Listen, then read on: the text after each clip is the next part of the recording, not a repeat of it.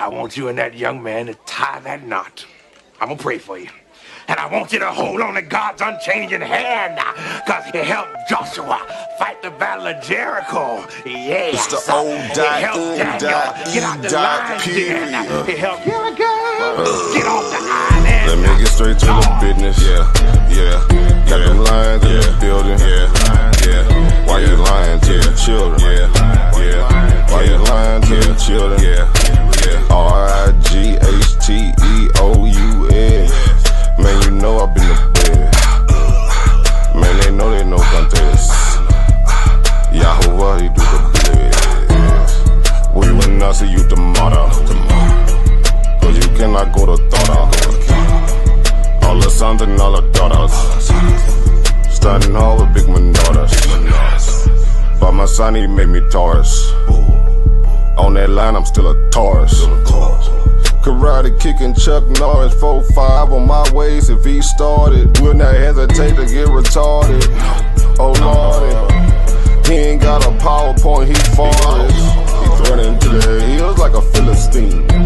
G-Hawk hitting Hamites with the guillotine. Situation turned up with the Ratchet team. JJ 7000 to the bait lead. Yeah, I know them haters gon' hate me, but he won't debate me. Pistol off safety. Respond, come wake me. If I don't get up, nigga shake me. If he don't show up, then he fake G. I touch down and make these nigga nuts hate me. Dear brother,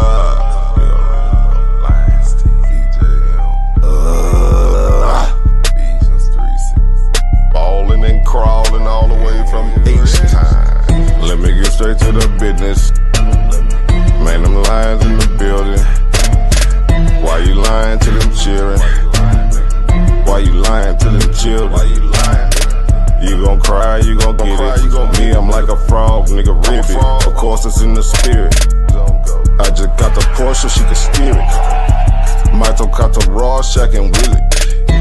Lamborghini doors, you better not spill it. Mama's high, say I'm more than just a villain. Mama's cry, arms open wide for her children. Suicide, immortalized as the realest, Death by cop, black suicide.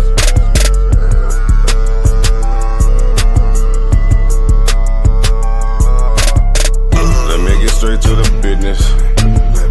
Got them lions in the building. Why you lying to them children? Why you lying to them children? RIGHTEOUS. Man, you know I've been there. Man, they know they no contest. Yahuwah, he get Wow, what's that? Why didn't take it over? Number one debate league, you heard me? When it's up, it's stuck. I'm stepping on everything, nigga. Metaphorically, of course.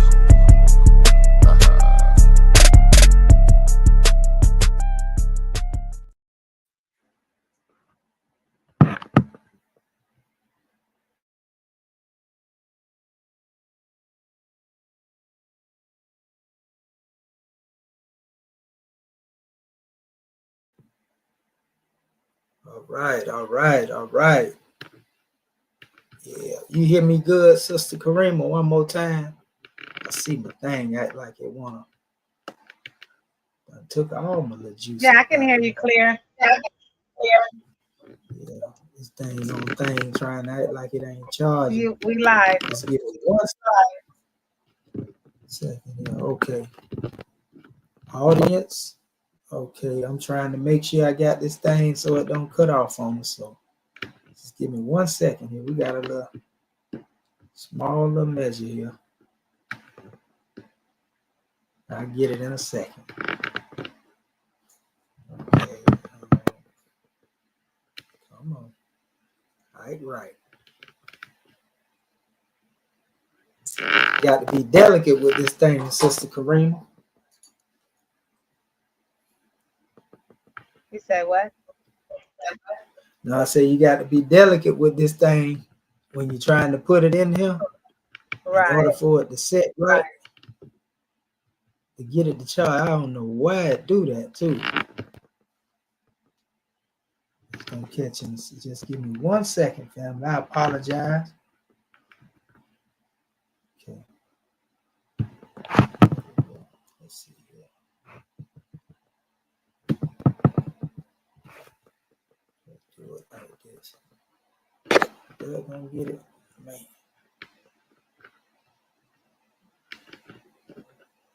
Okay. God almighty. And I was trying to have this thing already charged up to capacity before I even come up in here. But it just was charging slow on me for some reason.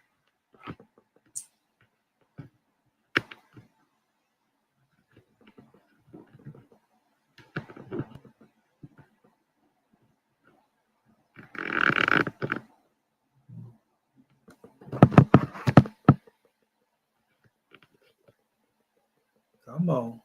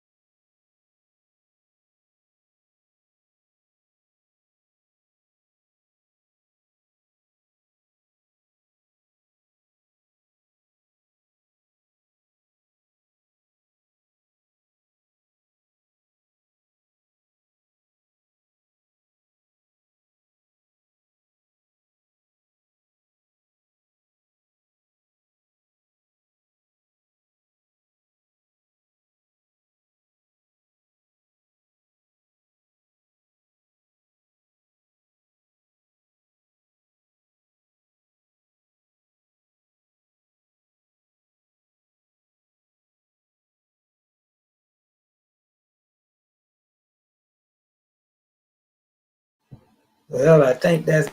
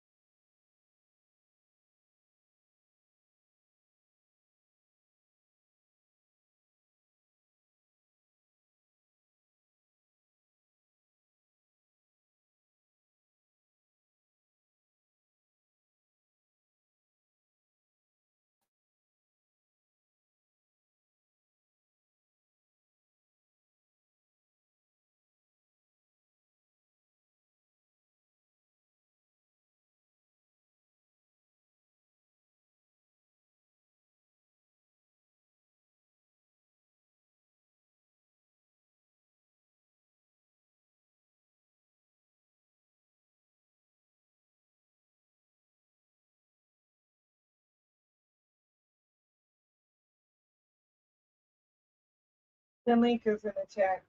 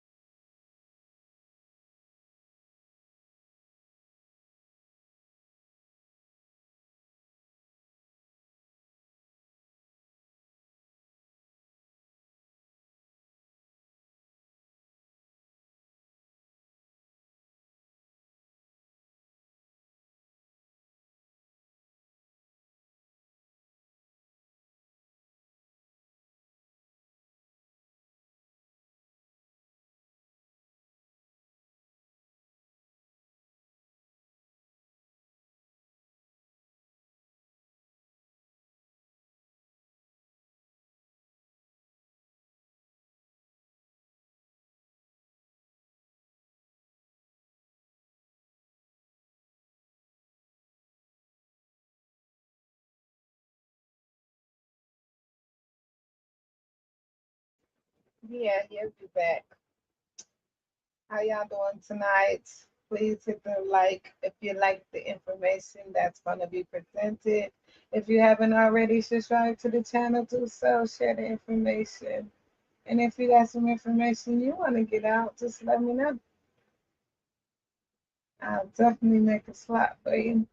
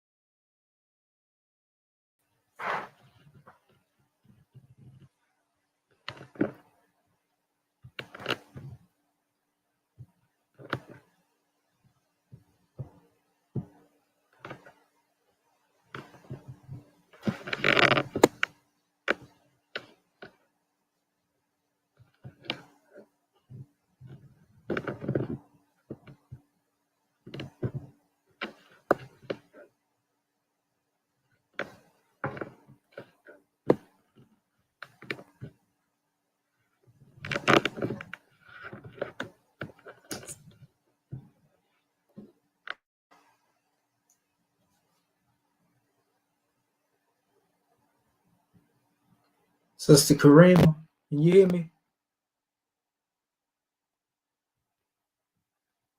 I can hear you. Okay, yeah. I think you back in the queue. Sorry about that. I got it now. We It's good. good. We good. It's good. I apologize for that madness. All right. Okay. I apologize to the family out there. Well, let me rise upon the seven within the unbroken circle of justice, mercy, love, and right, and give all praises to the great God whom I refer to as Allah, our Father God Allah, and honors to his holy prophet, honors to our holy prophet, Noble Drew Ali, Al Hajj Sharif Abdul Ali, that is. Give honors to our Moorish kin once again, here, there, and everywhere. And therefore, honors to all of you who are continuously honoring yourselves by being yourselves. Give honors to our Grand National Seal, Grand National Emblem, National Flag, Divine Constitution and bylaws, and honors to all of you who are indeed a living manifestation and personification of everything that has been brought by our ancestors to exhume us as a nation. Shalom to my Hebraic family, assalamu alaikum rahmatullah to my Muslim family, Rahubat to my Nuwabian family, and just honors and greetings to everybody. We have a grand drawing to bring on the manifest, and me and my sister Karima, it's been a minute since we had a time to build, but we here again in the den, and we got information to bring forth to our family. We are doing it different now, and pretty much we toured all platforms with the information so that our people may be able to get a better understanding. So that's the goal. The topic that we'll be going over tonight is the ancient Kemetic Attestation of the KABAaHLA Adept science or pseudoscience fiction.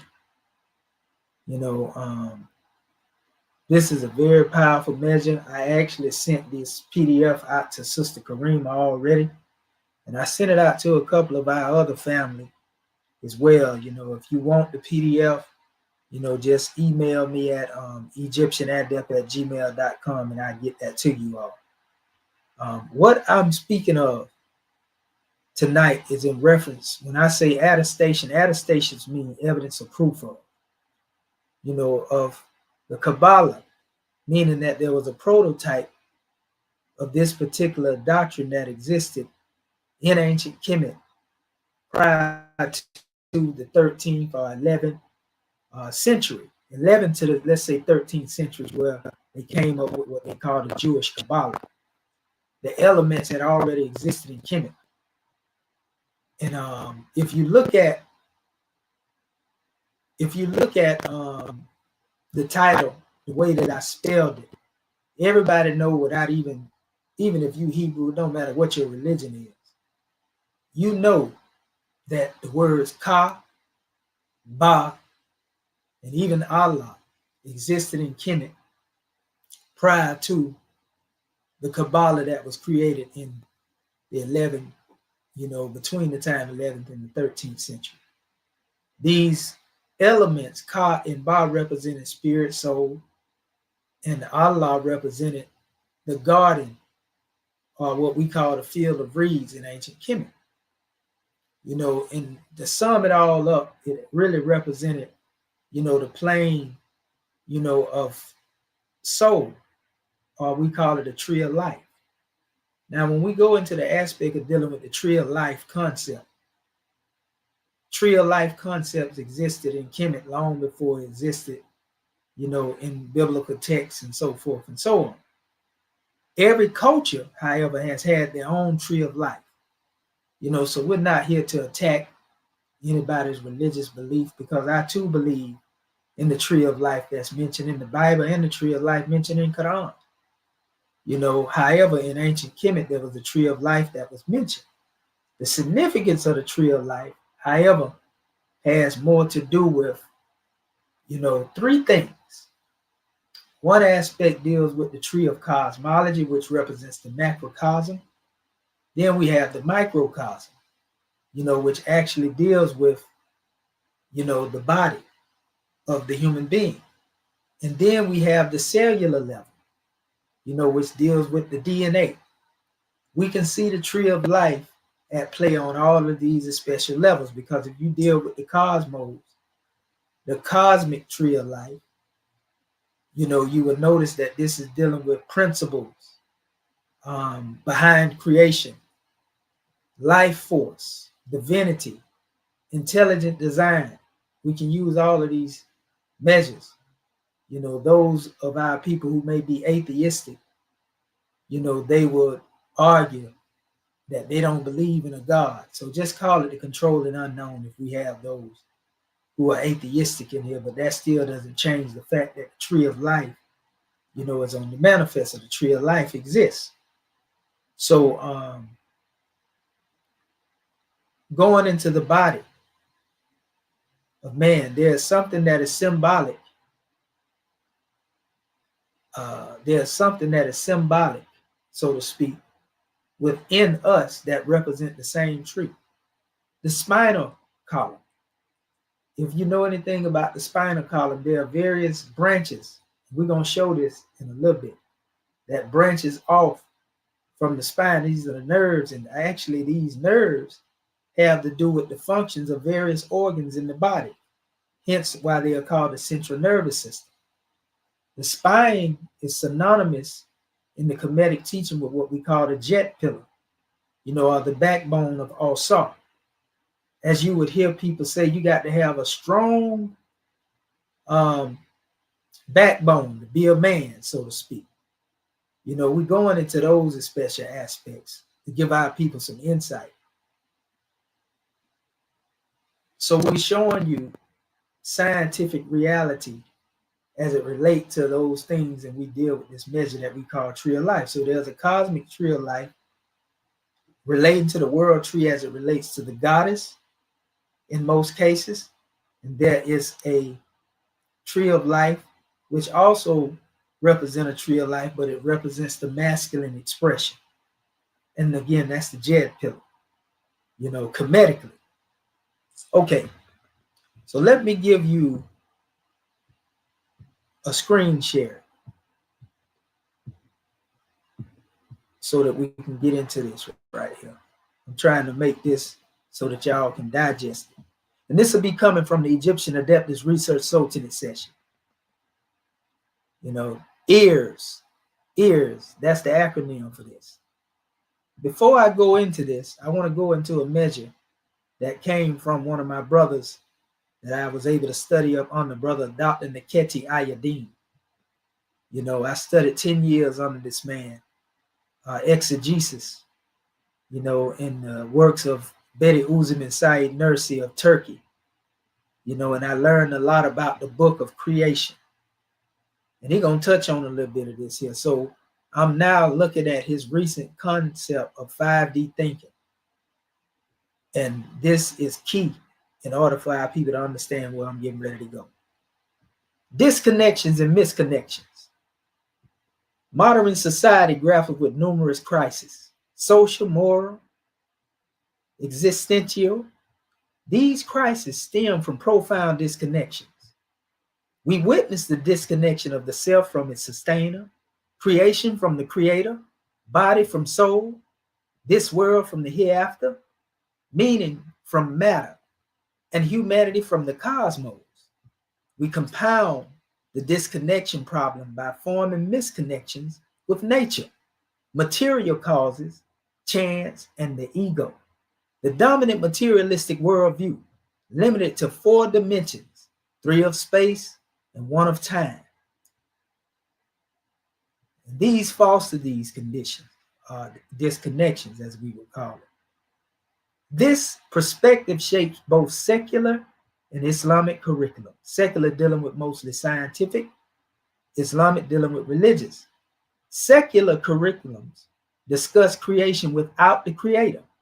In other words, most science removes the creator from creation, while Islamic curriculums often highlight the creator but neglect creation. So we see it's a problem with both, the religious approach, not just Islam, but Christianity, Judaism. Most people separate science from the way of life, and vice versa. So no one is right in this special case. And it goes on and it says the 5D thinking model offers a holistic response to the problem of separation, promoting a world view to heal these rifts by reconnecting everything to the Creator. So that's what's going to be the theme of my message as I go into this presentation. It guides us into the fifth dimension, where we perceive the divine power and wisdom behind everything. The universe becomes an elegant book, and science is the study of divine science within it. And for those who will be asking for my sources, the sources are attached to the end of this particular PDF, but also the sources will be mentioned throughout this special drawing, because you're going to be able to see this stuff written in stone. You know, it states the model reconnects itself to the sustainer as a bead worshiper and to the creation as makhluk, and science to revelation as ayat, or signs of in the cosmic book. So we have to learn how to read the universe, the book of the universe, or the book of creation, as a cosmic book that we can pull a scientific method out of. And this can be done. It says, as we read the book of the universe under the light of the Quran, we discover signs of Ayah, Allah, and develop the sound character. And you don't have to read the book of creation, you know, in the aspects of using the term Quran, even though Qara is rooted in the Hebrew language as well, the root from which the word Quran comes. But we can also see the Torah, you know, in the esoteric aspect as the book of creation, or any particular text that has a cosmology attached to it.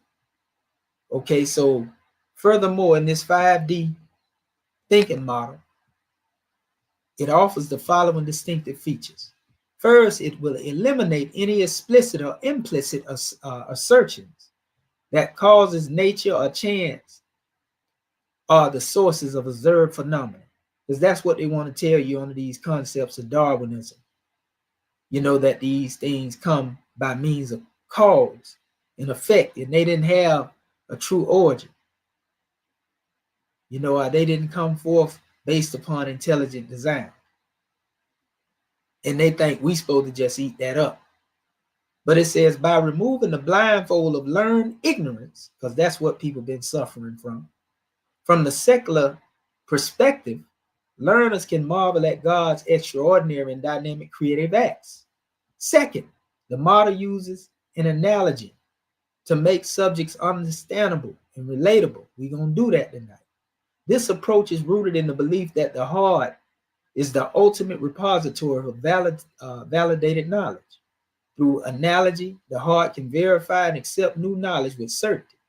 Third, it fosters critical thinking, questioning and helping learners sift through false choices and arrive at the correct answer through reasoning. Fourth, it reassures learners that the correct choice is evidence-based and verifiable. And we're going to show you that. That's why we say attestation, because we have evidence of what we're talking about. This ain't just me talking out of the side of my neck. You know, there was a prototype of KABAaHLA that existed in ancient Kemet prior to the one that came into existence. I'm driving home my point. Between the 11th century all the way up to the 13th century, you know, as they refer to as the Jewish Kabbalah, the elements were already there. This dimension allows them to understand why God must be the sole creator of the observed phenomena. Fifth, it helps learners to recognize the infinite value of the observed phenomena and appreciate the importance of this gift for them and other beings in the universe. Very important. It also guides them to derive moral and character lessons from scientific topics. And that's the purpose. You know, people say, well, what is the purpose of learning about this? Self-mastery. If you don't deal with deriving moral and character lessons from scientific topics, then what's the purpose of learning your science? Because there can be moral lessons that are drawn from science if you can look at it that way. So it says this model paves the path for students to know God profoundly, personally, and meaningfully, and not be wondering who God is and what God is and all that there. Students are encouraged to engage with the world in a way that continually uncovers God's creative acts. As the Quran mentions, they are guided to correlate these divine acts with his sacred names. You know them as the attributes of God. In every culture or teaching, no matter what teaching it is, there has been a teaching in relation to dealing with what we call sacred names or attributes or divine principles. And that's going to be key as we move forward in this presentation as well. This connection deepens their understanding and appreciation of God, making every discovery a step towards uncovering the divine names and attributes. So all you have to do, even though I'm going to have many charts up here that's going to show you that these things are united. When you hear me say what I say, if you are Hebrew, then look at it through the eyes of your text and your doctrine. I guarantee you will be able to relate what I'm speaking to the doctrine that you stand on. If you Muslim, relate it to the doctrine that you stand on. Whatever your belief may be, and I guarantee you, you will be able to identify with what I'm saying. I have in this PDF an active link. I won't go into all of this here, but those who request the link, you know, this breaks down the whole and the totality of what 5D thinking is and how you can use it as a model of teaching your people. You know, so it's basically a way of teaching people a scientific methodology, you know, in line with scripture. By the way, that's my brother right there, Professor Kemetic Attestation. It's crazy because he ended up looking just like the brother he taught me about Saeed Nursi. This brother is teaching in the palace of Saudi Arabia. He taught here at Florida State University in Florida A&M, you know, FAMU. You know, he was a professor here. And like I say, I was able to study under this brother for 10 years and learn the doctrines of Saeed Nursi. You know, you see Saeed Nursi's Science and Islam character building through the Mana Harifi approach. You know, so it's some powerful measures in here, family. So when you get this, if you request it from me, like I say, I'm going to send it to you. You know, you'll be able to go further into it. You know, but the brother's a powerful teacher, very modest brother, and I learned a lot from it. I want to give two definitions that has been plaguing our community. Some of you may have heard me mention this. You have what you call the monomaniac. This is a person exhibiting an exaggerated or obsessive enthusiasm for or preoccupation with one thing. Self-obsessed monomaniac, meaning they can't deal with nothing outside of the doctrine that they stand on. You know, in fact, it irks them to hear anybody talk about anything other than whatever it is that they believe. This is the mentality of a monomaniac. Thank me later. Characterized by an exaggerated or obsessive enthusiasm for or preoccupation with one thing, he rails against monomaniac passions. That's one. The next one is sophomania or sophomaniac. And this is actually dealing with a delusion of having a superior intelligence, meaning that no matter what you say to this individual, because they believe that their intelligence is superior, they don't want to hear nothing that you have to say.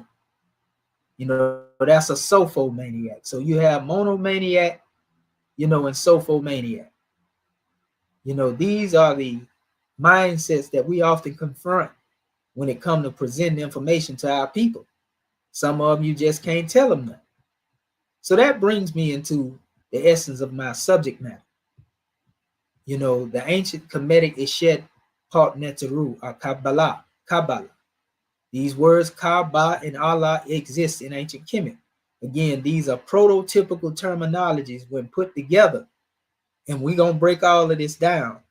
You're going to see, you know, what it relates to. You know, the Eshed means tree of life, by the way, in ancient Kemet. If we look here, and I'm going to blow this up, we can see, and this is from our brother Muata Ashby. I want to give honor to him. This is plate 1, interrelationships of the gods and goddesses of ancient Egypt. And these are basically the Neteru. You know, you can see them. Y'all seen the Neteru before. We don't even have to go through the names of them. You know, there's an expression though of what they call the Agduad. You know, the 8 of divinity, and they have the 9, the Ennead. You know, the company of the 9. You know, and these represent cosmological concepts in ancient Kemet. In fact, the one dealing with the company of the 9, or the Ennead, as they like to call it, a hermopolitan tree, you know, it actually deals with the 9 that emanates forth from Atum. But if we go into the 8, you know, the Ogdoad, so to speak, we will find that, hey, these seem like they should exist before, you know, the 9, because the 8 actually deal with, you know, what we would call infinity, time, space, and so forth and so on. You know, and the principles that manifested in that represents Atum, Shu, Yeb, Nu, Tefnut, and so forth and so on. So these are the 9 that emanated according to Kemetic philosophy. So what happened is that when you get into the Agduad, or, you know, the space concept that I was speaking of, and infinity and time and so forth and so on, you would say, well, this was supposed to be first. In all actuality, it really is the fact that they improved upon their cosmology. So this shows that in ancient Kemet, not only did they have a cosmological principle, but they improved upon it. And that's why you hear them later talking about time and space, or the Agduad coming on manifest after the 9 instead of before the 9, even though that would be their proper place. So they had to learn, you know, this science and work with it as a methodology, and then this science ended up becoming a reality, so to speak.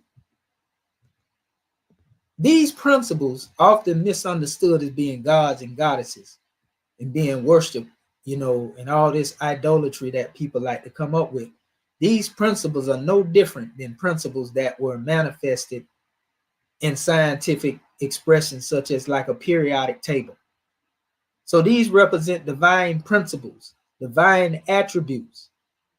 You see, this represents divine concepts, so to speak, you know, that empowered the beginning of creation, as opposed to one looking at these as many gods and polytheistic, you know, worship of these gods. Only people that begin to look at it that way are Europeans, or those who came into Kemet, you know, and didn't have the proper knowledge, and they began to worship these as deity, which is why Akhenaten had to come back and purify the concept of worship.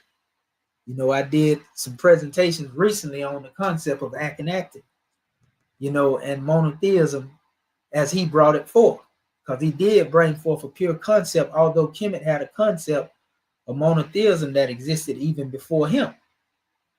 You know, they always had a monotheistic approach, unbeknownst to many.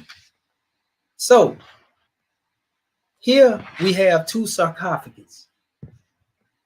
Inside these sarcophagus are a symbolic expression. This one represents the goddess. In other words, a symbolic cosmic universe. This, if you notice, she has a sun above her head. Count this as one principle. And then on side of her in the sarcophagus, you see principles going down. Different principles are netures. That's 2, 4, 6, 8, 9. In all actuality, there's a prototypical tree of life, or what they would call Sephirah, that are right here veiled in this sarcophagus.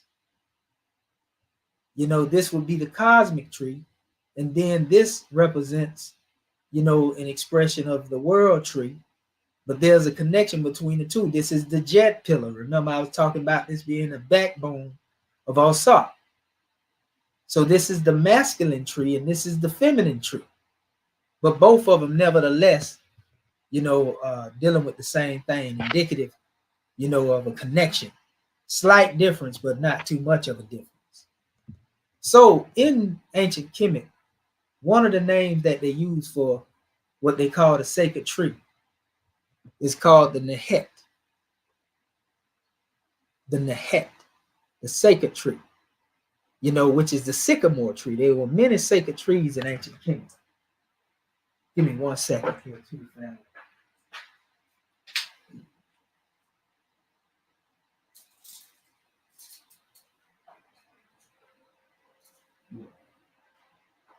Grab me some milk. I'll get real quick.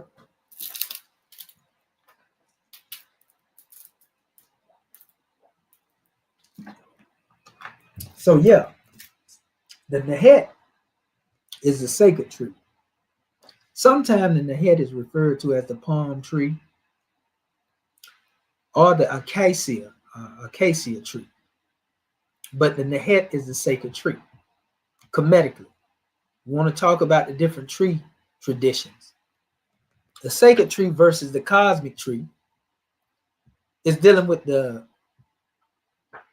what they call the tree of life, or Persea tree. And then you have what you call the cosmic tree, or the world tree, of the cosmos. So we're going to compare the two. Egyptian name, the Eshet tree, you heard me mention that in my opening, Eshet tree, linked to the Persea tree, or Bach. Then you have the Jet tree, or what we call the Iusaset tree, which is actually a tree that, is connected to Isis, or Osset, as they call it. Also connected to the Benben and the pillar of the sky. So these are two different trees, the sacred tree and the cosmic tree, right? Sacred tree represents personal divine destiny, eternal life, spiritual nourishment, and royal legitimation.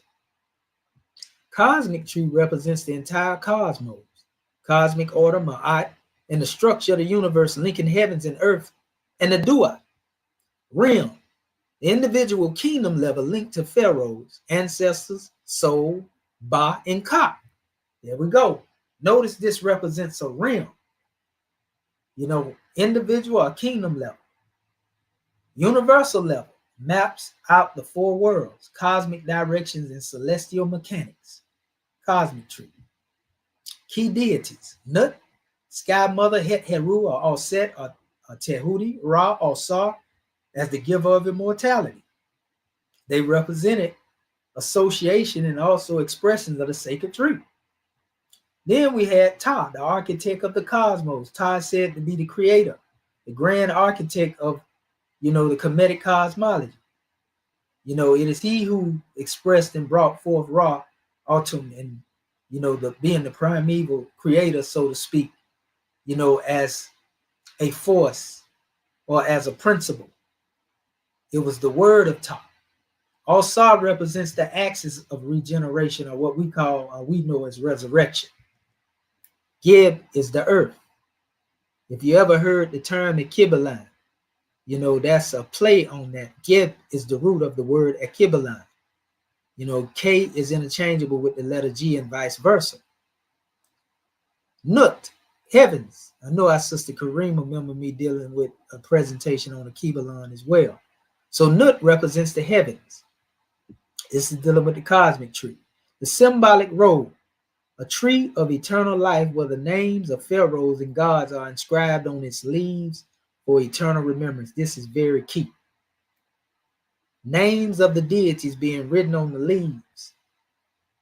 But anyway, a world axis. In the cosmic tree, you have like the jet pillar supporting the heavens and representing the four cardinal points in cosmic balance. Iconography, depicted with goddess emerging from tree branches, pouring water and offer fruit to the king or the deceased. Cosmic tree shown as a towering pillar-like tree, sometimes merging with the jet pillar, symbolizing stability of the cosmos. In the hieroglyphic symbols, the Eshet tree, is often near what they call cartouches, and this is really a Greek expression, a misnomer. It really means shinu, meaning circle, where they would write the names of the kings and the rulers and so forth and so on. So these things symbolically really represent fruit, of the Ba as the soul. These particular cartouches, as they would call them, or cartridges, But anyway, Jed and the Benben stone, the celestial stars, are intertwined with serpent and bird motifs. if you ever knew anything about what we call the Ben stone or the jet pillar, they have always been associated with the celestial stars, or like they said, intertwined in bird motifs. Spiritual path, personal immortality and ascension. This is again dealing with the sacred tree, the soul's integration with divine order. In order for us to get into this tree of life, we got to give you this Kemetic background on what the concept was in relation to the sacred tree and cosmological tree.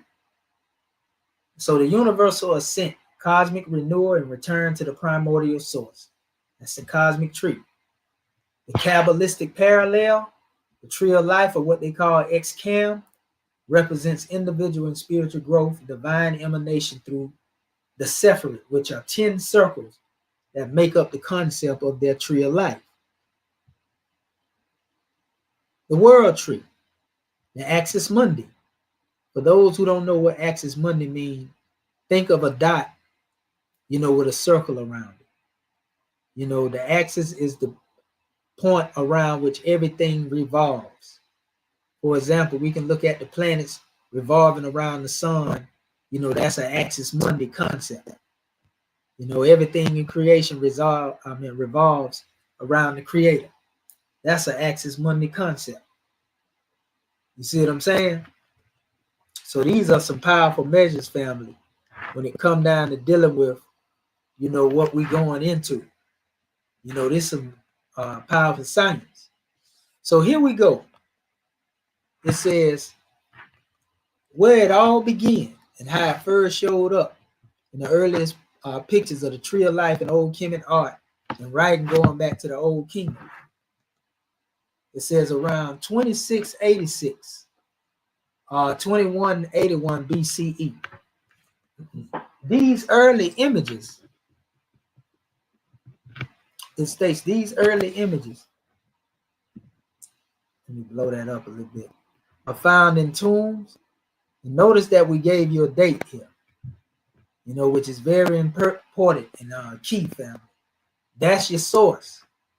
As I'm going through this measure, for you to go and do your research, in regards to dealing with what I'm speaking of. That is a source. I'm telling you what these concepts of the tree of life began to be spoken of and taught in ancient Kemet. And I'm going to show you in a minute. So 2686 and 2181 BCE, these early images are found in tombs, temple carvings, where you see the tree of life, often with branches full of fruit, showing plenty of life. For example, in the tomb of Pharaoh of Unas, the tree of life is a part of the writings and used for burial, showing its role in the trip to the afterlife. That's one aspect. Think of the tree like a picture showing how life and the nature are connected. This is very key. How life and the nature is connected. These pictures weren't just nice art, but had deep religious and cultural meaning. They stood for food from the nature, an ongoing cycle of life, death, and coming back. Key points about these early pictures include where they are found in the tombs and temples, mainly from the Old Kingdom time. These are your sources. The tombs and the temples. We're going to show you some of them in a minute. What they mean, they show plenty of life and divine order. Why they matter. They show the link between the nature and the eternal life cycle. So this is very important that our people understand this. Okay? So now, again, making reference how it changed over different dynasties. The way the tree of life looked and what it meant in ancient Egypt changed a lot through the years, reflecting changes in religion and art styles. During the Old Kingdom, 2686, 2181 BCE, you could see the tree of life mostly in tombs and temples, showing off plenty in the divine order. When moving to the Middle Kingdom of 2055 and through 1650 BCE, the tree became more about specific Neteru, like Het-Heru, who you know is Hathor, often seen as a sycamore tree, giving food to dead people. You can see it behind this if you look, but we're going to give you a more clarity in a minute. But in the New Kingdom, 1550, 1070 BCE, the tree of life became a big symbol in Kemetic belief, showing not just life and plenty, but also the never-ending cycle of death and coming back. In this period, the tree was drawn in a more fancy and detailed ways, usually together with Neteru like Also and Osset, who were big in stories of coming back to life in the afterlife. So, we find there's a dynasty period dealing with depiction and significance. Again, we already talked about showing plenty in divine order, seen in tombs and temples, tied with the nature of Hathor, Het-Heruf, as giving food to the dead, a big symbol in beliefs meaning life and death. So, they had universal and religious meaning, uniform meaning. So we get into what we call the late period, 664, 332 BCE, and the tree of life still had big religious meaning. But the way it was shown became more formal and uniform. The tree often appeared in a more set and stylized way, mirroring that times, art styles throughout these times. The tree of life stayed a strong symbol of life and death and the nature being connected. For a clear view of these changes, of the table below offers a summary of key developments in how the tree of life was shown and what it meant across different Kemetic periods. It was a symbol of immortality and rebirth. We went over that. This is basically going more into the same thing, telling you how this thing represented life and death, and where you can find it at, like in the Pert M. Heru, or the Book of Coming Forth by Night, or day, so to speak. A set of burial texts often talks about the tree of life as a source of food and new life. Again, linked to the Kemetic Neteru and Neter. We went over those things. I don't want to be redundant, but we want to make sure that there are key measures that come out. Also in the Neter, the afterlife shown in the tree of life, showing his role of dying and coming back to life. Many times also standing beside or coming out of the tree, showing his link to forever life and soul renewal. In the same way, all said in the Turk of Heka and motherhood is often close to the tree of life. She is often shown helping the tree give fruits to the dead, showing her role of giving food and safety in the afterlife. Het-Heru, the Turk of love and making babies, is another god. Think about it. If the DNA represents a tree of life, then babies manifest as a result of activity that allows DNA to become what we call genealogical trees, or the tree of genealogy. Baby making. That's one tree of life, you see, that we comprehend.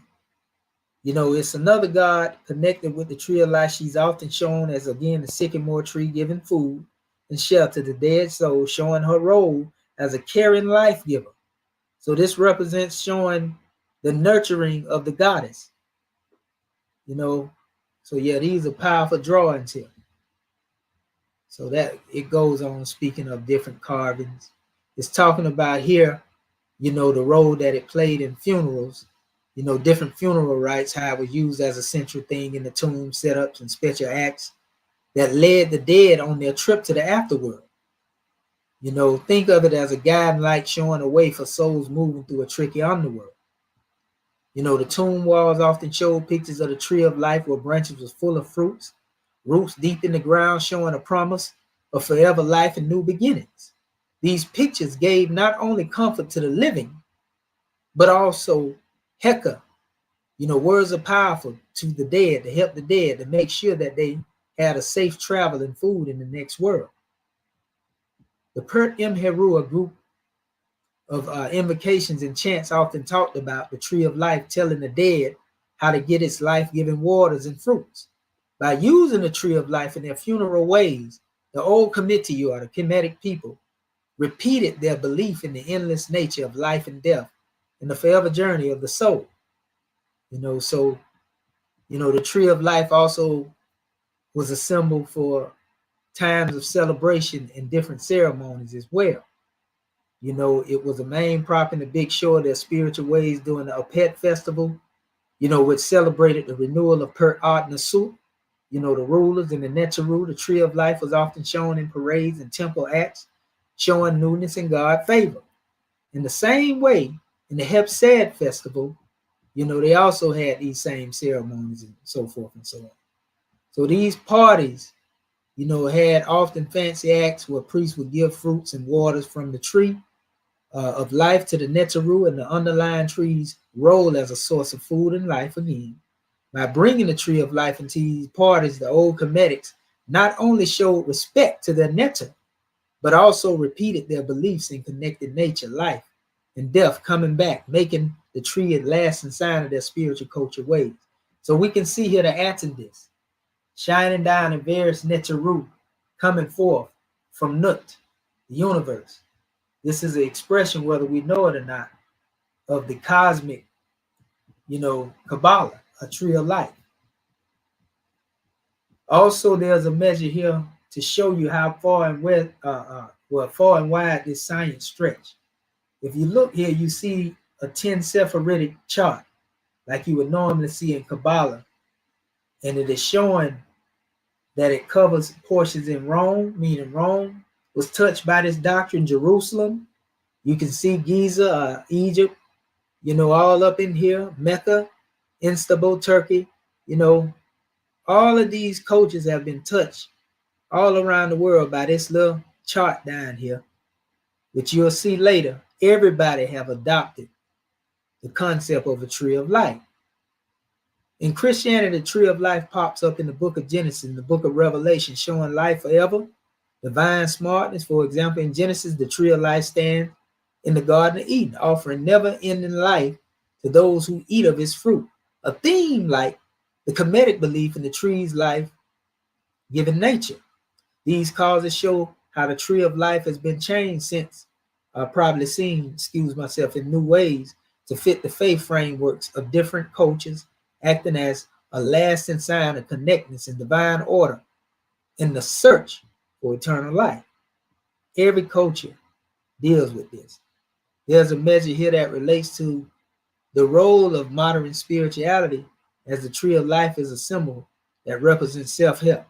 In today's spiritual practice and self-help activity, the tree of life is a deep sign of connectedness and overall well-being, much like a guide for self-growth and emotional development.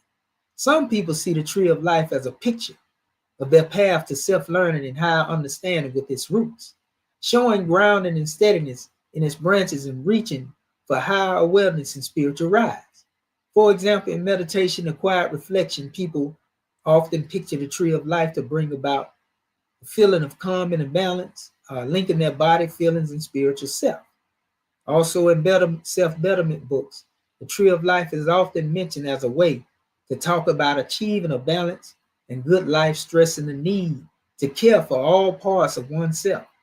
This old science, lasting meaning in today's time, shows its widespread appeal, a wide appeal, and how it can push forward overall well-being and connectedness in today's busy world, right? How it influenced later ideas and beliefs. The idea of the tree of life has greatly shaped the thought and faith of traditions, including KABAaHLA, Christianity, and much like the basic idea that changes and fits into different belief systems.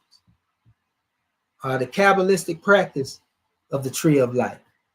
It is dealing with the main sign of showing 10 separate, 10 circles, you've seen it before, or divine lights through which endless God shows himself and always makes both the physical world and a series of higher unseen worlds. This deep view matches the Kemetic tree of life job to link in the skies and the earth and the underworld. Last but not least, before we really get into the science, Natert Ayusaset, again, this is a version of Isis, is one of the most ancient Kemetic Natert. Her name literally means utterer of words, conceiver of worlds. This is the cosmic, tree, Auset. She is now considered one of the 10,000 faces of Auset. If you ever heard, in the Eastern stars, them say the fairest among 10,000 altogether lovely, that's where they got this from.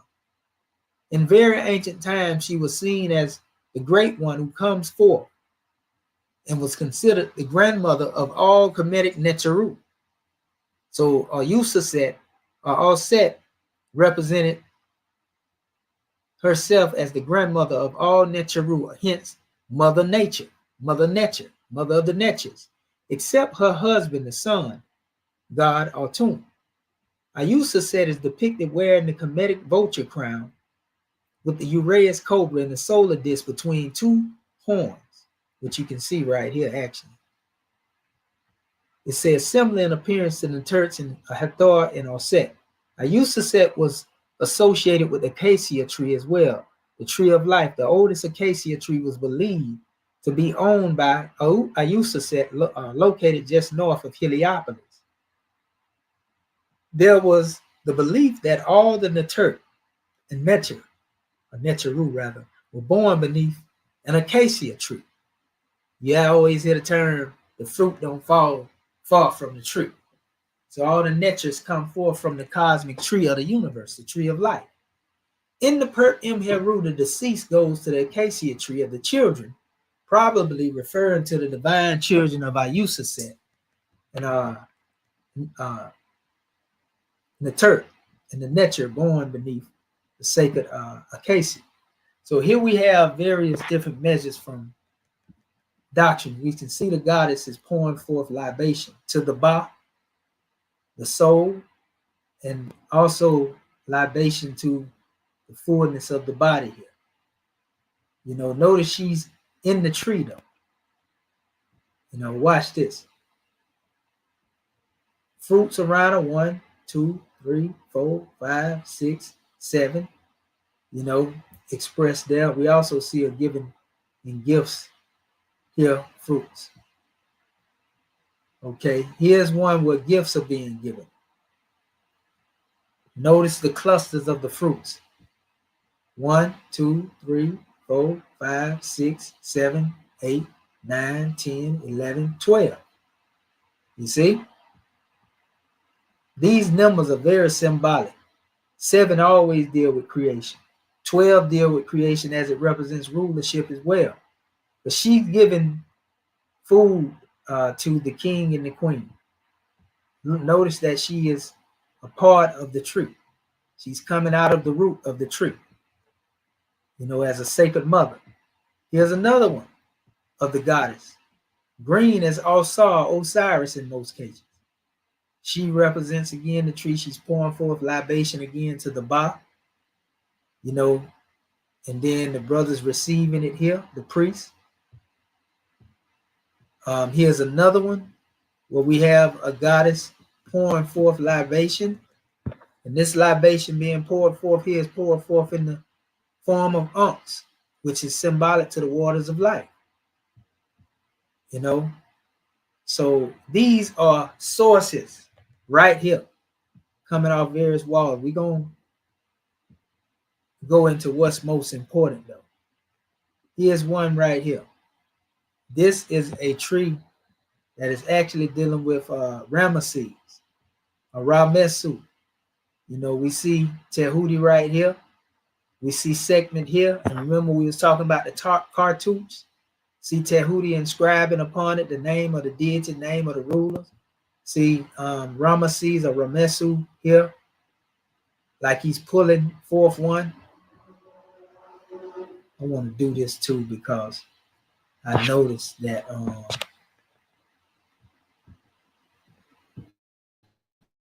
that particular PDF doesn't have certain things in it.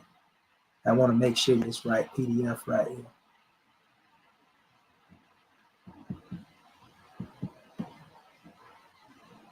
Okay, so this one right here probably will get me there where we at. So let's see.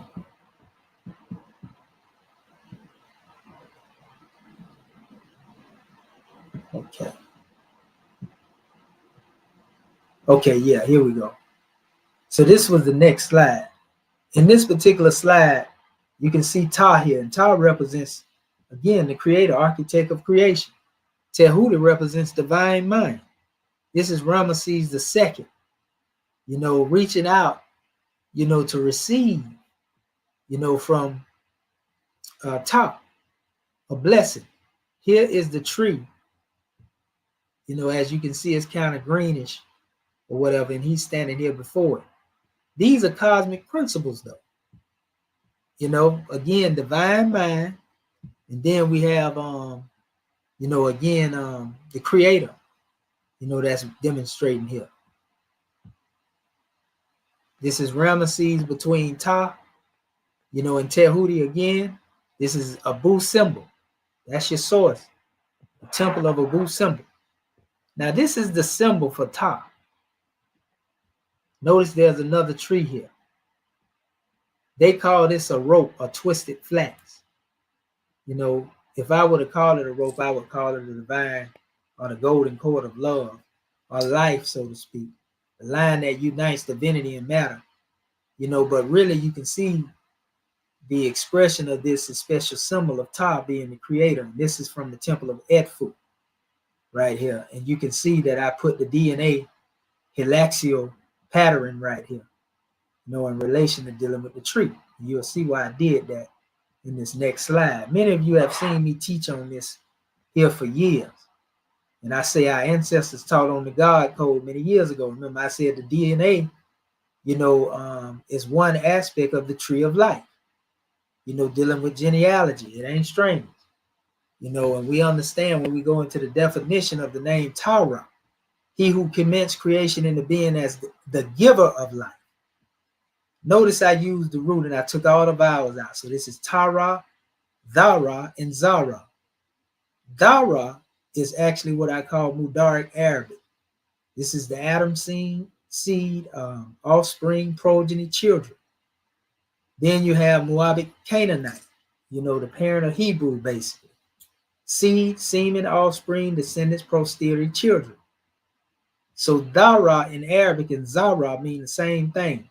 It's just a sound shift in expression. But going back to Tara, Tara is he who commenced creation into being as a giver of life. This is the source.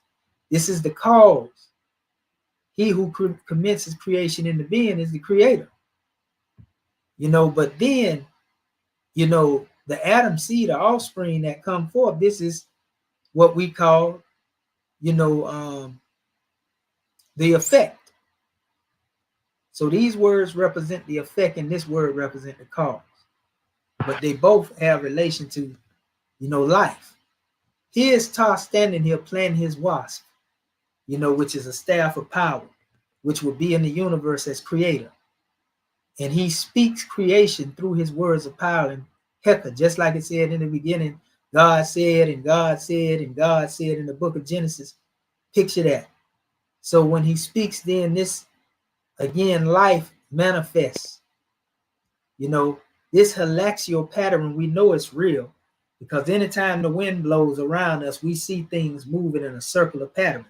That shows us that there's a grid around us that moves in a circular pattern, if we want to get into some scientific testing of it.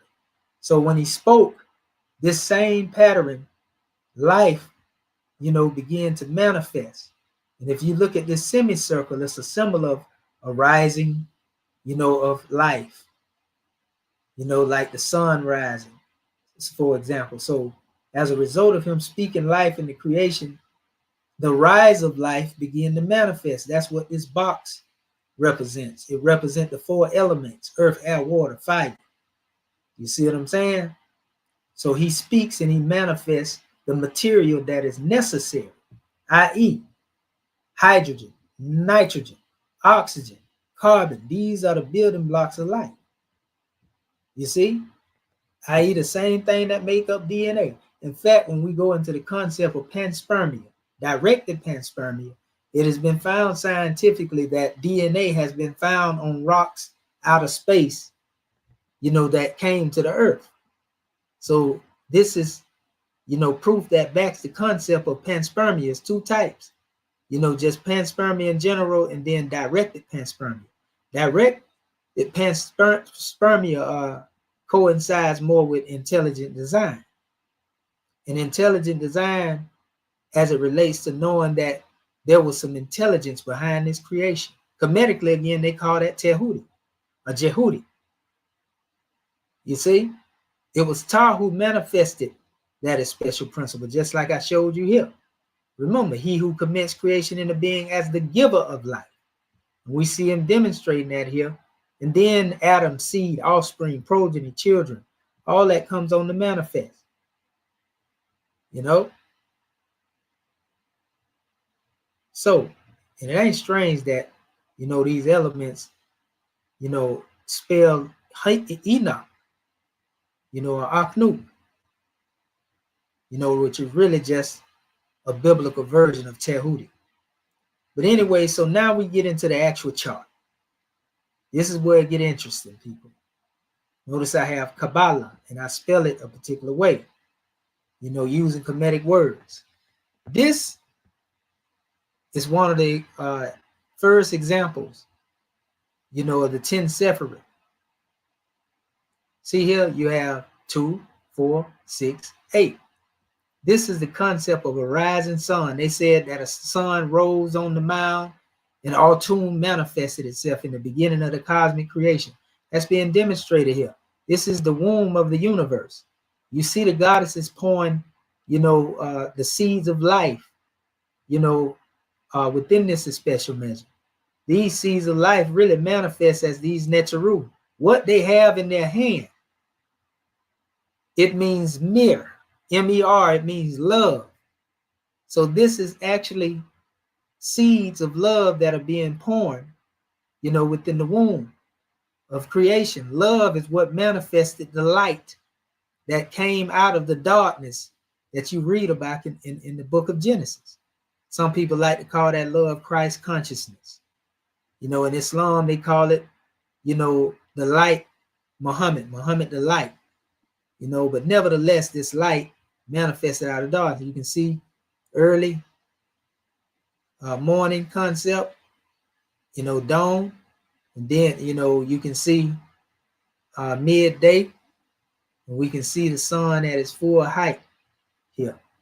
You know, this is Autumn, and this will represent, you know, the 8 in the Agduad, actually.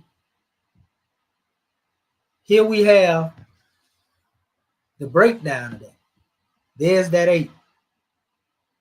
See, Nun, Nunet, Hu, Huhet, Kuk, Kuket, Amun, Aminet. And Amun is often at the head of this particular measure, even though this came after, you know, this particular tree down here, you know, Autumn, Re, Shu, Tefnut, Geb, Nut, Osar, Osiris, and Isis, and then Heru would be in here as well.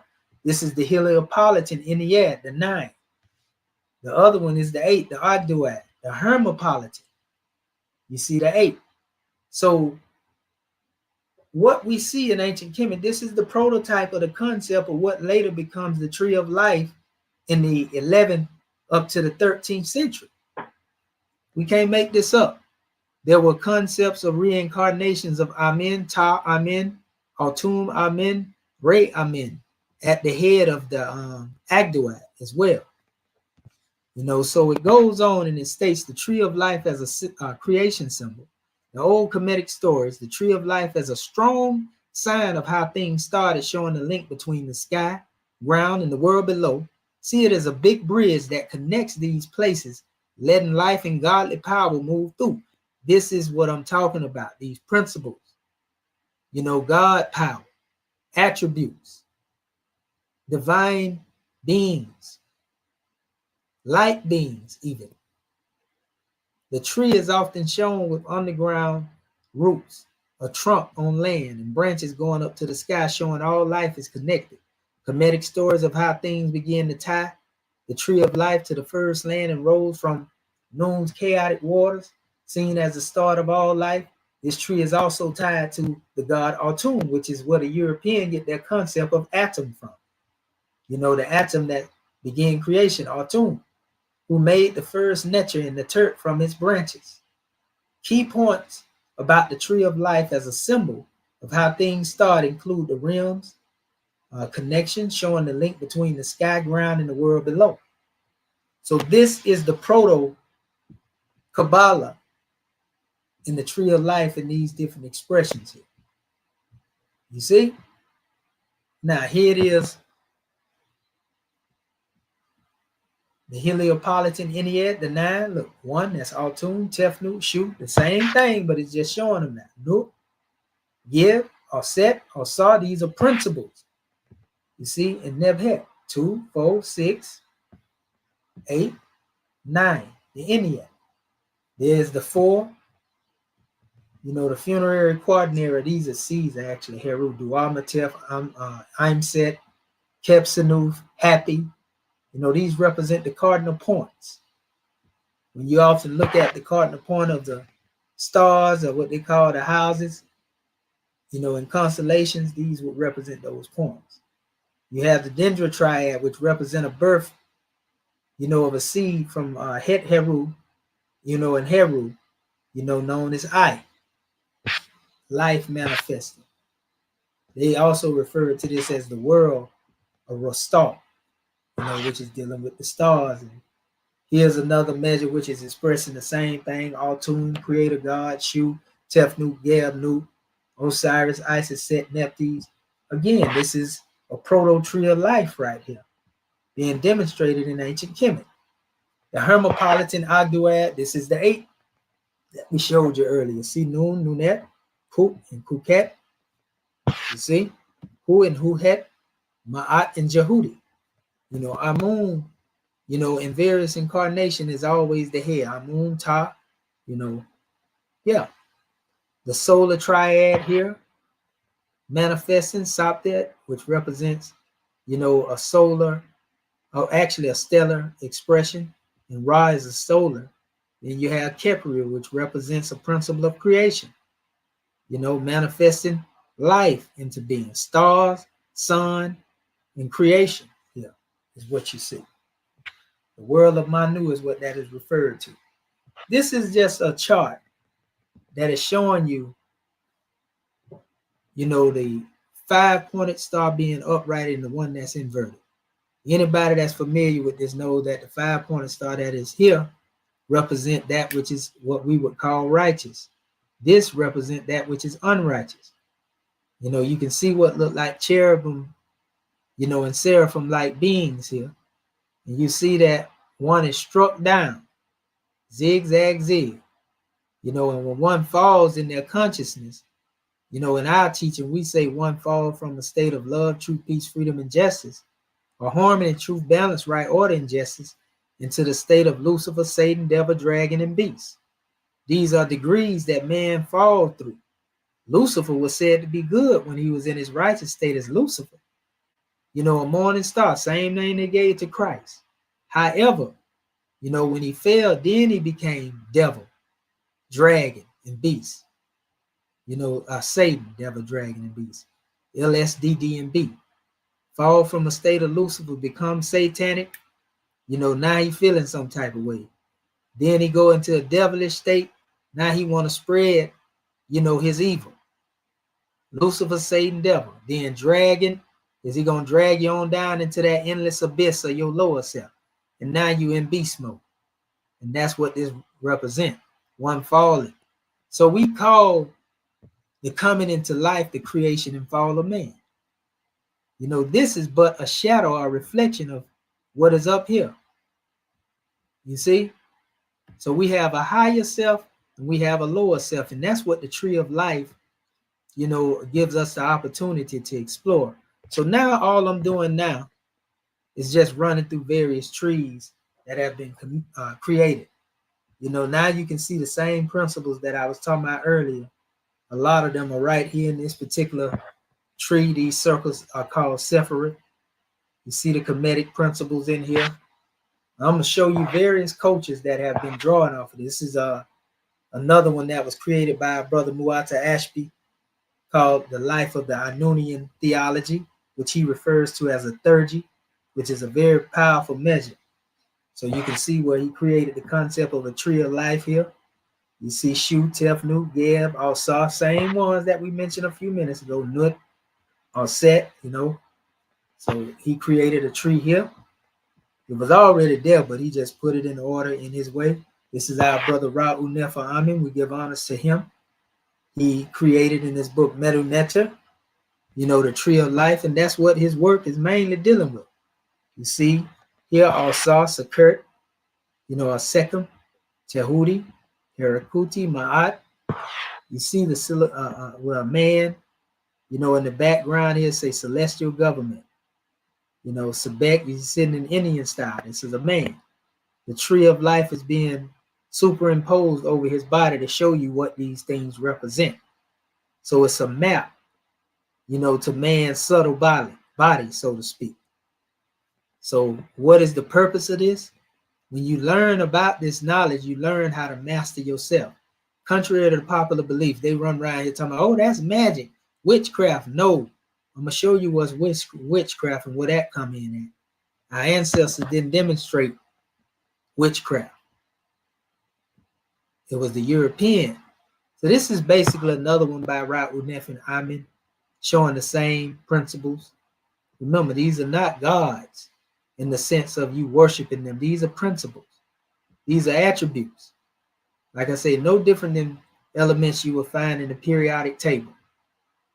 They were the principles behind the universe in the Kemetic cosmology and their creation. This is also Ra-Unef Amen's tree of life, that he brought forth.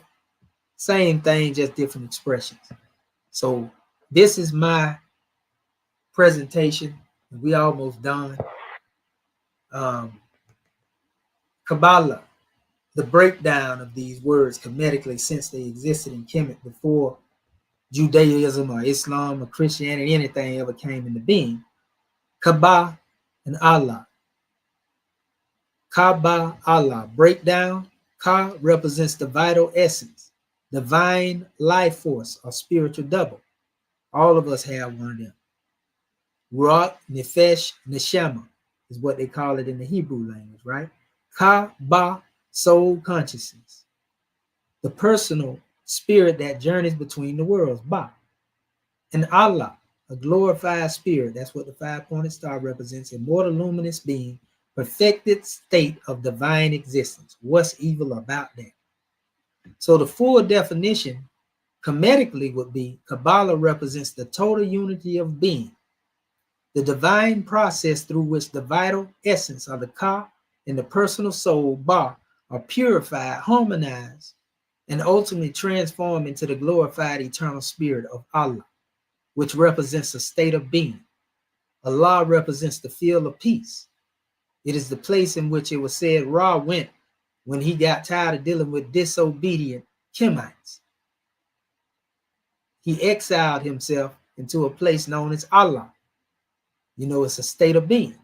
So it signifies the ascendant consciousness where the physical, spiritual, and divine aspects of existence merge into a single perfected state. The eternal light body of the divine self. That's the concept. So again, I done proved already, Kemetically, that the proto KABAaHLA existed in ancient Kemet prior to, the 11th century and 13th century. Here we have the mystical structure of the KABAaHLA. This term embodies the threefold path of evolution, which is basically a restating of the same thing, talking about the function and the symbolism. Ka, life force, divine spark, root energy animating the body. Symbolism, foundation, vitality, connection with the physical world. Ba, soul consciousness, astral traveler, meditator, a mediator, part and self between matter and spirit. Journey, personality, transformation, Ba. And then Allah again is the perfected divine light body, immortal and eternal. Completion, enlightenment, divine unity.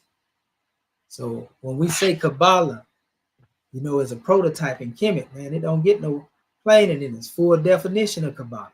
Again, KABAaHLA is the cosmic formula of ascension, uniting the power of the body, the Ka, and the freedom of the soul, the Ba, and the glory of the eternal spirit, Allah, into one total state of divine harmony.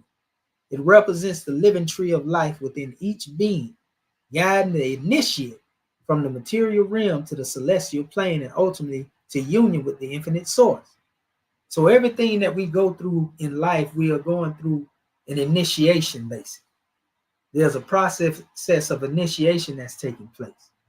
Everything that we experience, the hardship, the struggle, the pain, You know, now you understand why we say no pain, no gain. You know, these are initiatory tests that life takes us through, whether we know it or not. And the more that we go through these tests, the stronger that we become. That's what Jesus was trying to teach our people. That's what Muhammad, Buddha, Confucius, and all these people were trying to teach the human being, how to become masters of themselves. So here we have the mystical etymology.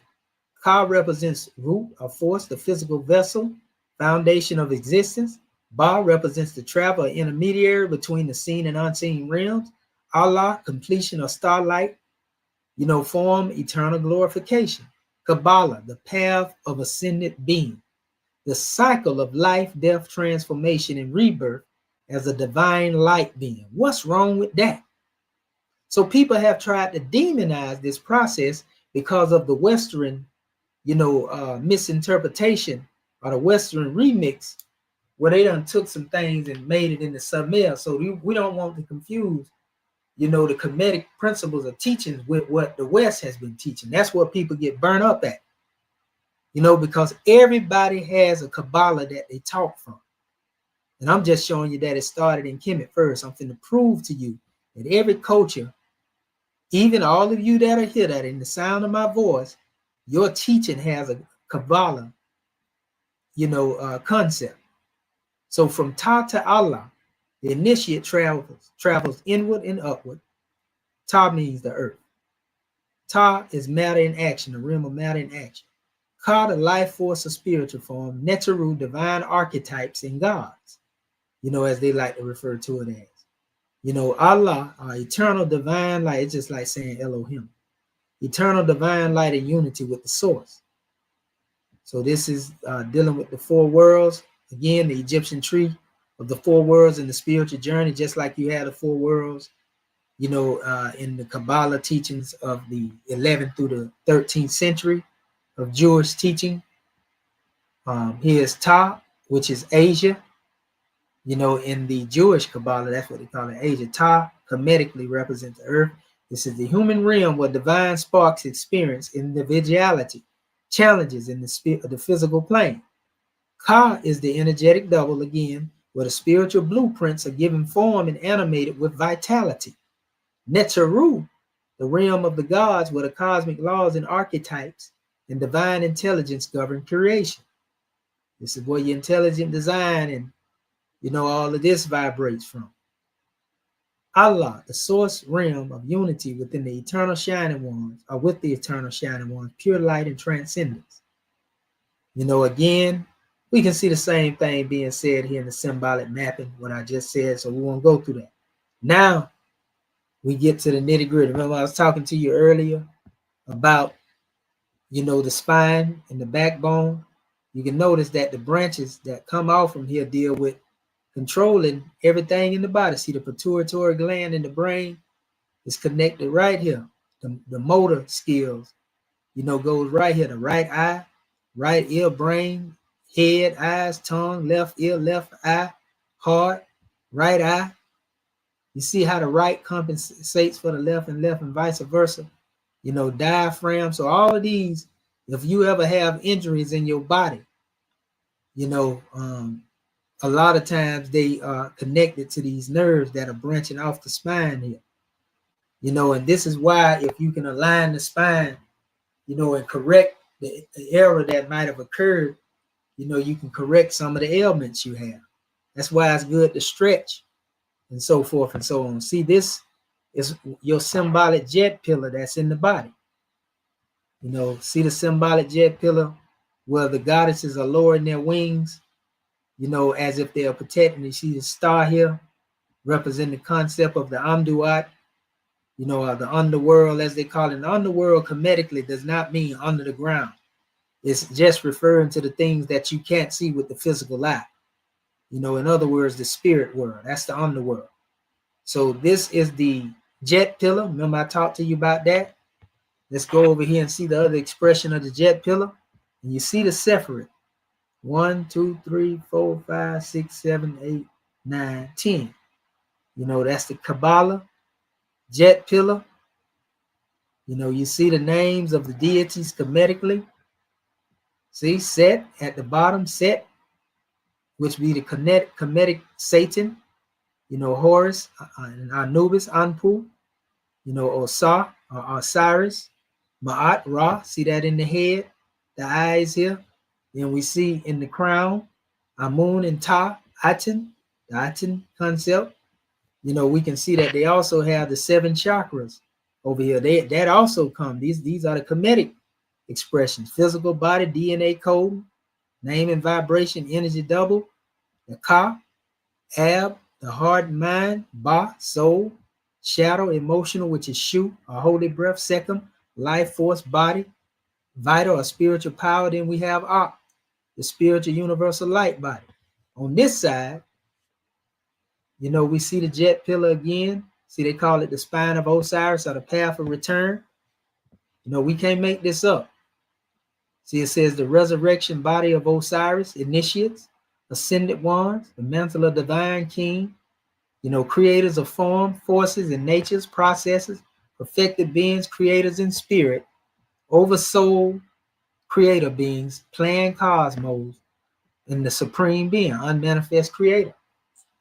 So this tree is a chart, a schismatic chart that allows one to be able to map their way back to the creator. That's all the chart is. It shows you. See, it goes into the cosmic tree, the Jed pillar, the world tree, key attributes. Again, it represents the cosmic structure of creation from the primeval mound or the Ben. The primeval mound is what Atum is said to rise, and the Ben, as a representation in the celestial sphere. I showed you that earlier. Sometimes identified with the jet pillar, symbolizing stability, the spine of an Osar, the resurrected king. 4 branches correspond to the 4 sons of Heru. I talked about that, the 4 directions earlier, and the 4 foundational elements of the cosmos: earth, air, water, and fire. Remember, hydrogen, oxygen, nitrogen, carbon. Central to the festival of raising of Jed, instead of raising of the dead, they raised the Jed in ancient Kemet, where the pharaoh literally reestablished cosmic balance. Metaphysical meaning, the cosmic tree represents the universal axis. Roots deep within the noon are primordial waters, the beginning of creation, when everything was dark. The trunk are the cosmic axis, again linking worlds, meaning above as it is above, so it is below. Branches are stars, planets, constellations, divine order manifesting as Ma'at. So these are the cosmic tree, or the world tree and its key attributes. Now we go into the integration of the cosmic tree and the sacred tree.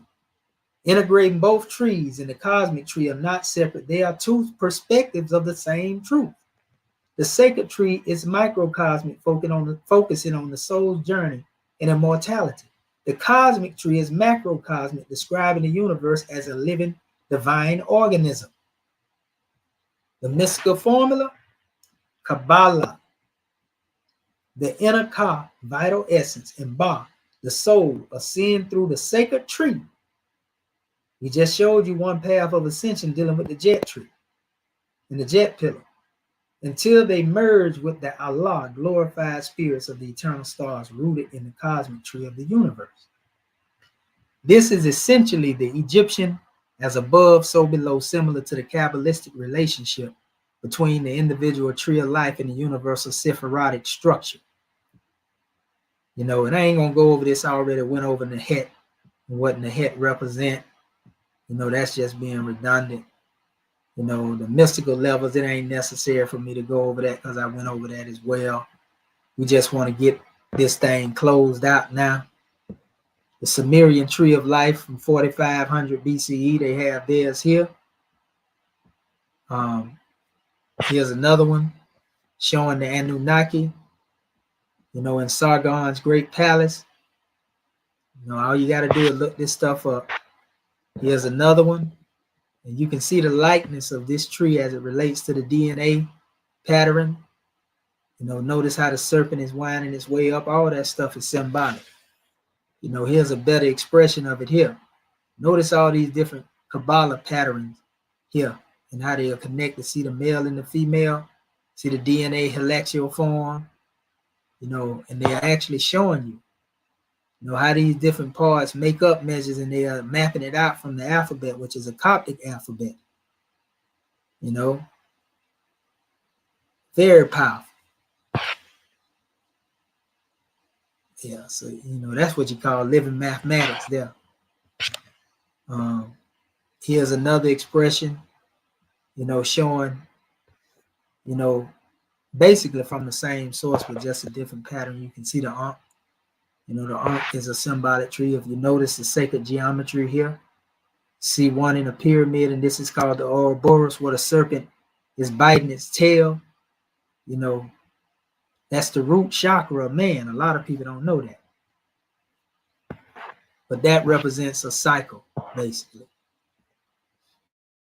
We learned in the concept of the age of DNA, there was an emergence of biological life. Post-DNA, we see X's and O's.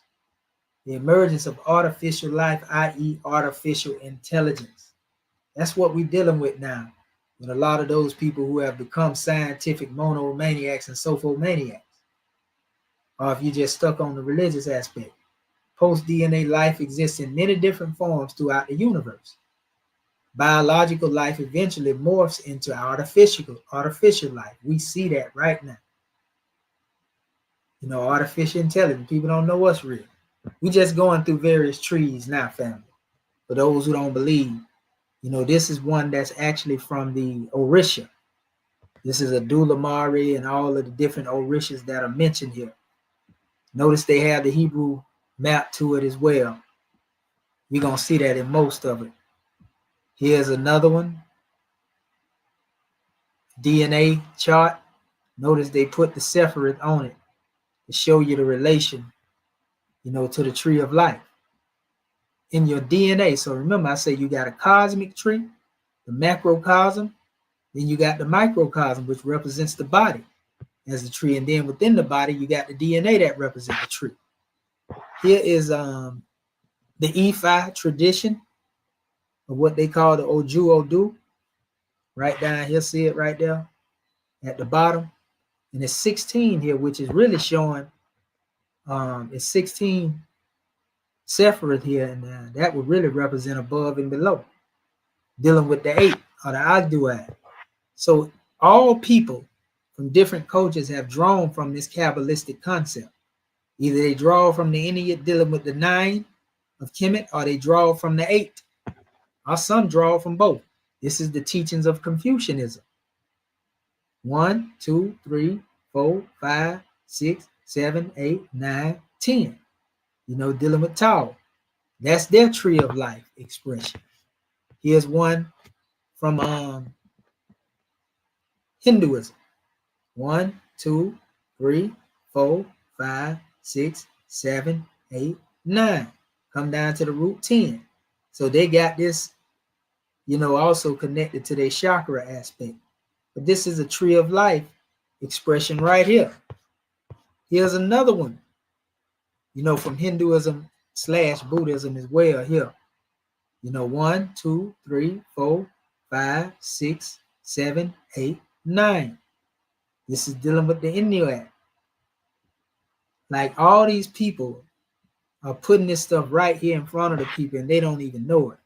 Here's another dealing with Hinduism, and they have it parallel to the Jewish Kabbalah here. Ayin Sof, all of that is there. They got the 7 representing the 7 chakras. You see the tree of life here, you know, and they have their Hindu names or Buddhist names. Nirmanakya. Then you have Dharma Kaya here. You know, Sambhagakya here. You know, so look, everybody is drawing from this Kabbalah, people.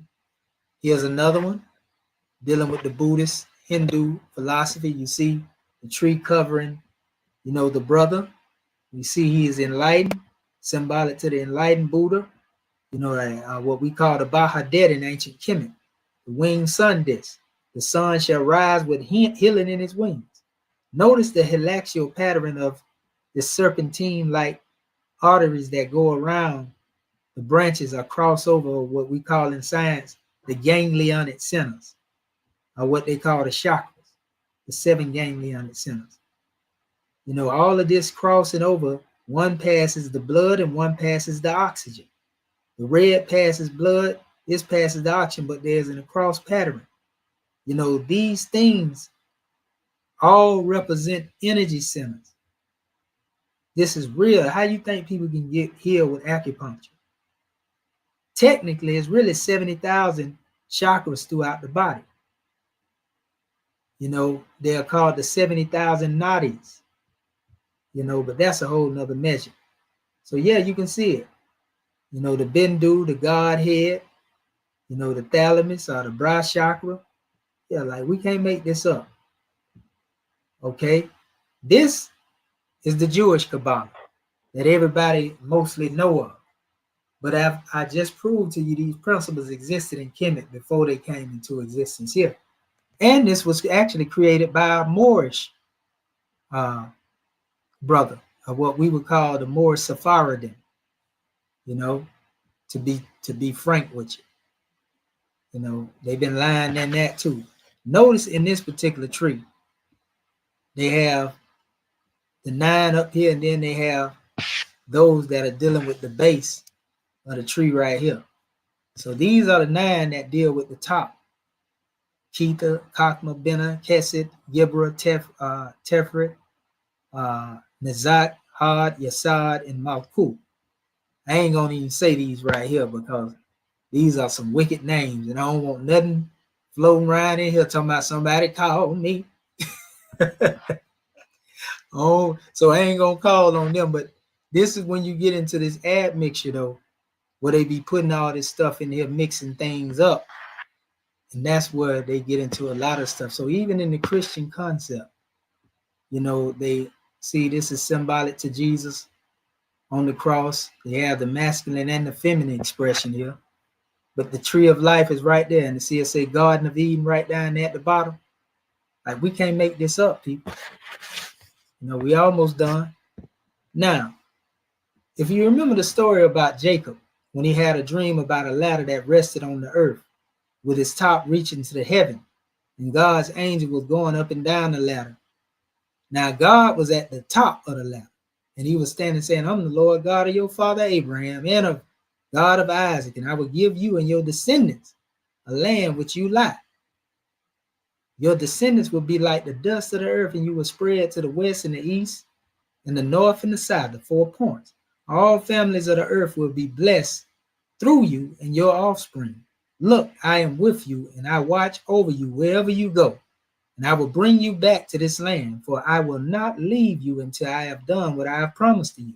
This is God at the top of the ladder, talking to Jacob basically through his DNA.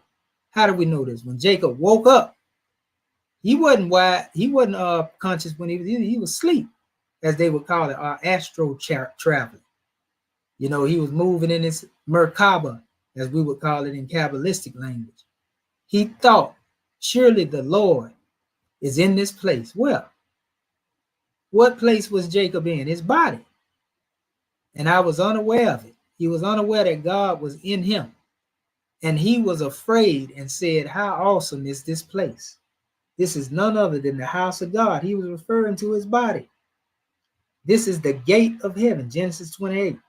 So, you know, God basically spoke to him through his DNA and proclaimed what was going to come through it. So, you know, here are other measures where they have a Kabbalistic tree that deal with the planets and the stars, as you can see up here. You know, the omnigalactic structure is what they're calling this, Alpha Mother Galaxy, the Omega Father Galaxy, and, you know, Pleiades, Arcturus, you know, just going into constellations here. Even there are forms of tree of life that deal with that. And then you can see the same thing here as they map these things out according to the body. Remember, I was talking about Nefesh, Ruach, Neshama, you know, and all that, these dealing with the 4 worlds of emanation. Remember, I told you that, you know, the earth itself is called Asia in this particular Kabbalah, you know, so like, yeah, these are points of the tree of life. This is another one over here, but it's showing different mudras. You know, these different forms that is formed with the hand represent mudras that is often used in meditation, where you can use them to unblock channels and, you know, heal the body, so to speak. So all of this stuff is based on self-mastery. Ain't nothing spooky about it. It's very real for those who would like to go into studying the self. But if you spooky and you scared, you know, you'll never get it. I put this together a while ago dealing with it. In the beginning was the word with God, and the word was God, showing how, you know, the body is mapped out with the separate, but at the same time, the name of Yahweh, as it makes up the expression of the body of man. Y'all seen this earlier when I showed it to you above, you know, dealing with the DNA pattern again, as it relates to this. Like, we can't get around this, people. You know, there's the tree of life is again. The brother here has the chakras here, you know, but same thing. You know, here's another expression that is veiled to the eye. You have to have a trained eye. This is one 5-pointed star up. This is one upside down. One upright, one upside down, but together, you know, you see a 6-pointed star here. You know, see it says north, east, west, south, or your 4 cardinal points. You know, you got above, below, as above, so below, fire and water.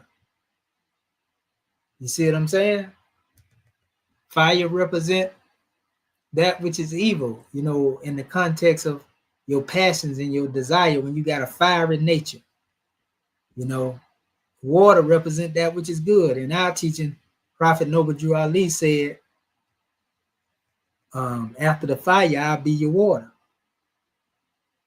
You know, this is called the covenant of unity in the holy temple. You the holy temple. Remember, Jacob just recognized that he was in the place, the holy place of God. You know, so this is the spirit of the living Elohim. You know, I mean, come on, man. We can't make this stuff up. The 9 orders of the angels is really just another breakdown dealing with the Kabbalah. We have a teaching in our Moorish Holy Quran where we talk about third heaven, the third heaven adept chamber. You know, and they tell you in the Bible, you know, about Enoch. They don't know whether he was a man that was caught up in the heavens, in third heavens, whether it was in the body or out the body. You know, but one went into heaven. See, when you hear about the chariot that Elijah got took up in, that's nothing more than macabre. You know, when you hear about Enoch ascending to the heavens, that's dealing with the same tree of life that we're talking about, family. When we move outside of spookism. So these 3 levels of heaven, you have creator, seraphim, thrones, cherubim, powers, dominion, archangels, virtues, angel princes, angels, barriers of time, man in the kingdom. Same thing that's over here in this, you know, chart. And unbeknownst to many of our people have no knowledge that, you know, Adam Codman, which is mentioned in the Piscean records of the Bible as well, you know, is the image in which Adam Harishon was made. That's a big fact. See Asia here again, you know, the manifest world. So yeah, Adam Codman was made in the image of God. And Adam Harishon that was made on, you know, in Genesis chapter 1, verse 26, he was made in the image of Adam Codman, not the image of God. He was made in the image of God indirectly, but not directly. You know, so this is just more, you know, of the 9 orders of the angels, showing you that they also express a tree of life. This is the same thing here, so I don't really have to go into that. Here's one that's actually going into comparison of Kemetic and Buddhist principles, you know, dealing with the hierarchies, correspondence between the celestial and human hierarchies. So in every teaching I have shown you so far, you can see here's the Kabbalah of Tasawwuf, or Islamic mysticism. You know, everybody got a teaching. See, Ilhun Wahidun Hakum. You know, this is saying the oneness of God in truth. See, KABAaHLA. This is Sufism. Look at their tree of life right here. 1, 2, 3, 4, 5, 6, 7, 8, 9. Right here. You know, right here. Everybody got a tree of life tradition, family. And Dhul Nun is the father of the Sufi teachings that come out of Kemet and end up being adopted by, you know, the people of Islam. You know, he was one that studied. He was born in Ekmim in Upper Egypt. 796, he studied under various teachers and traveled extensively in Arabia and Syria. You know, teaching. He was actually one of the first people to deal with hieroglyphics. This was based off the Giza pyramid and a brother by the name of Ibn Arabi. These are the planets. And everything here mentioned in here are also the same thing. These are the planets. But if you count them, you see that there are 10 here mentioned. You know, and he based it off of the pyramid of Giza. You know, right here. And then right here, you can see the circle of the planets here. You know, so I just put this in the middle so you know that it's dealing with the planets.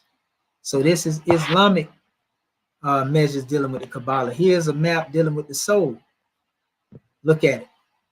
The Akira, Allah up top, Satan down here at the bottom in the dunya. It's the same pattern no matter what teaching it is. People look, 1, 2, 3, 4, 5, 6, 7, 8, 9. The Qalb, which is the heart, Ruh, which is the spirit, Akil, which deal with reason, and Nafs, which is the soul. Mahlikat, same as Malkuth in the Hebrew. All this is dealing with a chart of the soul. So the Kabbalah is a symbolic chart that represents the plane of soul. Here's another one. We can see here the Agduad, because it say 8 surround the throne. You know, in the teachings of Islam, the Arsh of Allah, that's the throne of Allah. You know, it's Arsh, Istawa, and Kursi. Those are the 3 degrees of the throne. So 8, you know, you see it right here.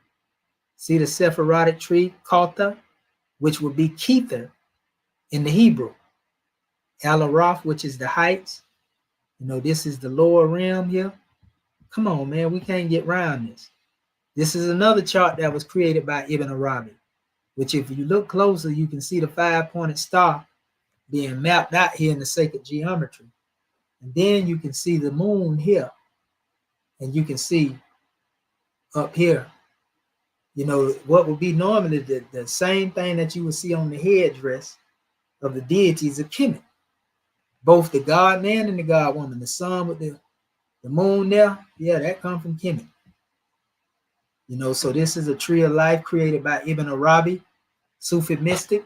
This is another chart that's created, dealing with the same thing. Look, Allah, God in the hereafter. 1, 2, 3, right? 4, 5, 6, 7, 8, 9. See Satan down here in the lower world? All these charts been telling us the same thing. You can rise up from that satanic measure, you know, and go back to the source, or you can fall down in it and stay in your lower self.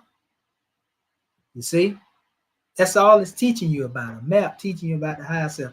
Here's another Sufi chart dealing with the names of Allah. The Zat actually means the supreme being. That's the source.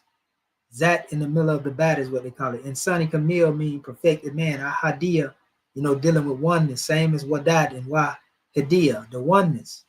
You know, we can go through all of this here. 2, 4, 6, 8. You know, we can see it. Over here, we have Allah. You know, and we can see everything that's being here. That's Nur, meaning light. You know, this is Wajud. You know, again, dealing with the oneness of the creation. That's Alim. Alim, you know, knowledge. You know, this is Shahud, like Shahid, witness. You know, and at the bottom here, this actually says La ilaha illallah Muhammadan Rasulullah. But it's still put in a tree of life measure here. That's for the people, too, that thought Commission couldn't read Arabic, by the way. So anyway, Zat, insan, which means man, that's the Zat again. Consciousness, Hu, Hahut, Lahut, Jabrut, Malakut, and Nasut. Remember I was showing you the Kemetic measures? Look, Ahadiyat, Wahadiyat, Wahadanat, Arwa, Azam, Astral. So look, 2, 4, 6, 8, 10. Same thing. Then you have over here what is called the Kalabia Malakutia. This is dealing with the heart. You know, the heart, not the blood pumping organ, but you know, your true heart represents the seat of conscience. Tree of life all up in here, family. You know, they call it Latifa Kalabia, or also the Latifas of the body. Look at how slick the Arabs try to be. They don't like to come straight out, you know, and tell you that Allah expresses itself through man, arm, head, leg, arm, head. So they create the charts like this right here. We the only one that come out there and tell you the truth. See all the Allah, you know, glyphs in here, moving throughout 5 limbs. Come on, man, stop playing. But you can see the tree of life. This is the Kabbalah you need to be aware of. See the letter C? That's the one dealing with Western Freemason, Christian, and occult theosophy, where they done mixed everything up together, you know, and amalgamated it, so to speak. You know, I'm talking about true teachings. They done took it and put magic into it. And that's why people still get spooked out saying the whole books is no, but the original teaching wasn't that. The other teachings I'm showing you is what we call theurgy. They have 3 degrees of what they call magic. Goetia, which is straight wicked. That's what the Wiccans and Satan practice. Goetia, straight wicked. Anybody tell you they practice that, run from it. We're going to set the record straight. That's Goetia. Magia is basically forms of where one actually goes into studying how to conjure the angels and so forth and so on, which ain't really dealing with wickedness. But I advise somebody, if you're not, you know, well-grounded spiritually, don't play with that. Theurgy, on the other hand, is where you seek to assume the God form. You meditate on, say, let's just say the name of Yahweh, and you put your spirit into that, you know, and instead of trying to call on the deity outside of you, you become one with the deity and allow it to be your instrument. You become one with Yahweh. You become one with Allah.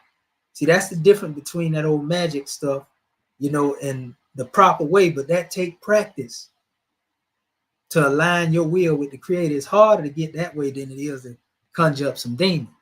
It's easy to conjure some demons. They're going to come right in there and tear your behind up too when they get through with you.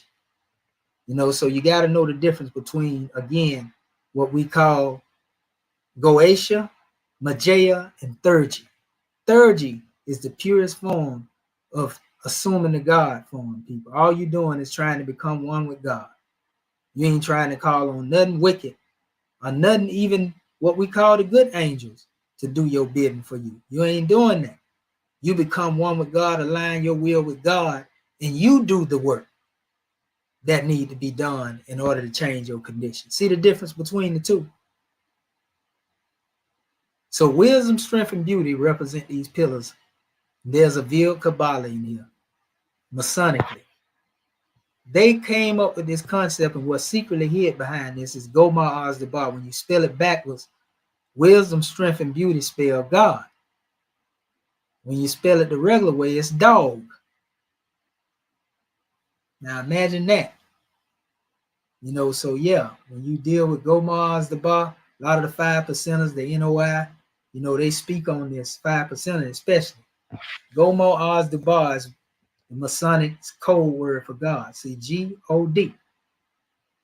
You know, wisdom, strength, and beauty. These are Masonic principles, people. Been there in front of you all the while. Notice this Arabic measure that I found here. It's a talisman. But then look over here.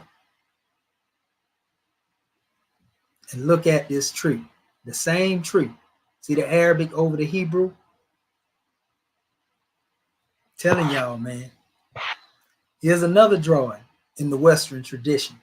Notice how they dealing with science: photon, light, plasma, ether, Boaz and Yakin, the two pillars of Western Freemasonry, right?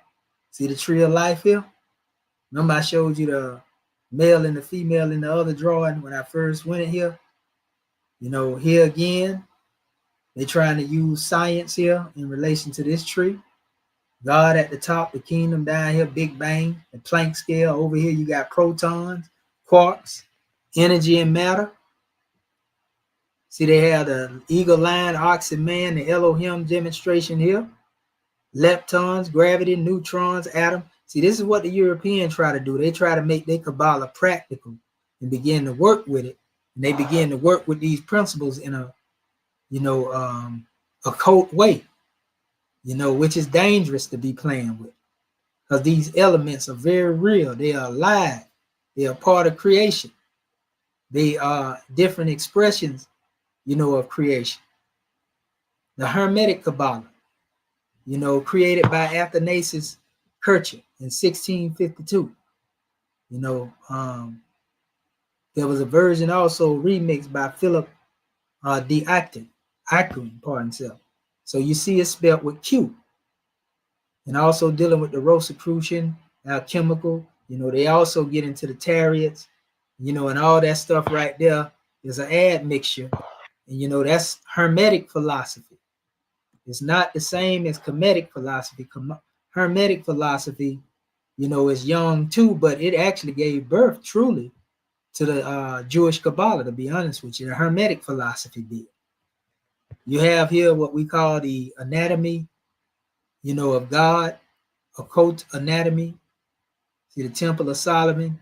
If you go here, you can see all of the science being tied up in here. They got all the tree of life information in here as well. You can see that they got it right here. Same stuff. See them three pillars I was telling you, go Mars, the bar. Yeah. Here is their elements that they work with in their magic. See, this is stuff y'all be talking about, but you can't mix this up with the original teachings of Theurgy. You got to know the difference between Goetia, Magia, and Theurgy. Study the difference. This stuff here is the stuff you want to stay away from, though, that I'm showing you here. Look at what this fool say. This is the tree of an evil, of which even men and women eat. See, when you see stuff like that, you know the wrong. Even though they're trying to mix in, the good with the bad, knowledge of good in these days, many and therefore die. Come on, man. I wish I would. You see, this is terrible. This is the tree of the knowledge of good and evil that it was talking about in the Piscean record that you stay away from. So last but not least, in closing, here's an expression here. If you ever seen this, I'm the one that created this artwork. But if you notice, here it says Egyptian Adept Chamber, Merkaba, third heaven. You see a fez at the top here between Ka and Ba, right? Everything that you see manifested here is representing the wisdom up under one's fez, because it ain't what you put on your head, it's what's in there. But if you look closely, you can see the tree of life set up, in here. The way I put this, to see the pillars and all that right there with the M&A Moorish American, or Moorish Adept, right here. It's all symbology to show you a map. Signs and symbols are for conscious mind and men and women of understanding. Here's another one. These are the symbols that Noble Drew Ali brought back to the Moors. This is symbolic to Noble Drew Ali working from the plane of soul, where he say he would be working from, because he say that other enemy can't hide. Ancient Egyptian Moorish writer, the Mystic Crypts of Misraim. So this is the Egyptian Adept Chamber, but these symbols were brought, I'm going to show you in a minute, on the Moorish Charter. I just pulled them together. And if you look here, you see the eye, which represents the providence of God. The eye of God watching over creation. Then you see the crescent and the star, which in our measure represents salvation. That's symbolic to, the prophet, which was salvation to our people. And then we have, the circle 7, which is a symbol of the cosmic universe. The 7 in the center, and then these 4 quadrants, 90 degrees per quadrant is 360 degrees of knowledge. So the unity between the two is the hand clasp of unity, salvation, our God, unity. And then you see the fez here. You see the lion laying down with the lamb, which is symbolic to the government and the citizens living in peace. You see the pyramids, which is where Noble Drew Ali went to be initiated. He came out between the paws of the Sphinx. That's why you see the Sphinx down here. You see him standing here, in fact. Right here. Then you see the camel of endurance, the Bactrian camel, well saddled and equipped for the journey along the way. But you see the tree of life here. These are the symbols that Prophet Noble Drew Ali brought back. Here is one that I created. You ever seen this before? I'm the one created this 42 path of Moorish wisdom. What did this consist of?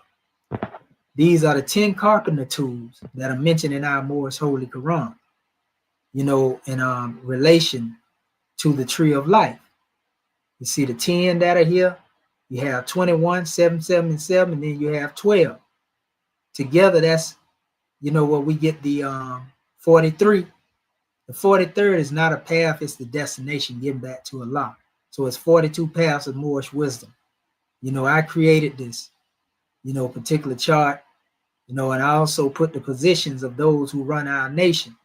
There's a grand national chairman within ourselves, a sheikh within us, assistant grand sheikh, national grand secretary within us, a grand mufti.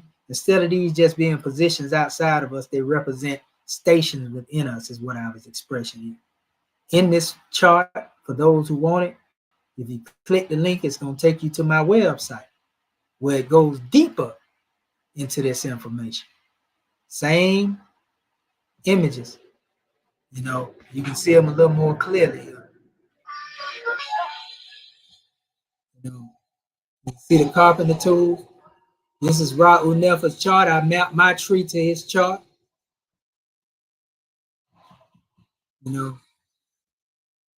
Very powerful. So this is going to take you into my website. This actually breaks down chapter 1 as well of the Moorish Holy Quran in the Kabbalistic way. Like we can't make this stuff up. So, yeah, you can go in there on your own time, so to speak, and check it out. You can go in there on your own time. So, in closing, these are the last ones we're going through. I had showed our family this a while ago. Notice we have Adam Cod man up top, Genesis 2:4-7, the man that was made for the plants and the trees and all of that, who we call indigenous Muslim, Ish and Isha, because there is no gender in spirit. It's neither masculine nor feminine. So, you see the upright star, Adin, which is really another name for Eden, harmony, truth, balance, right, order, and justice, which is where we get love, truth, peace, freedom, and justice from.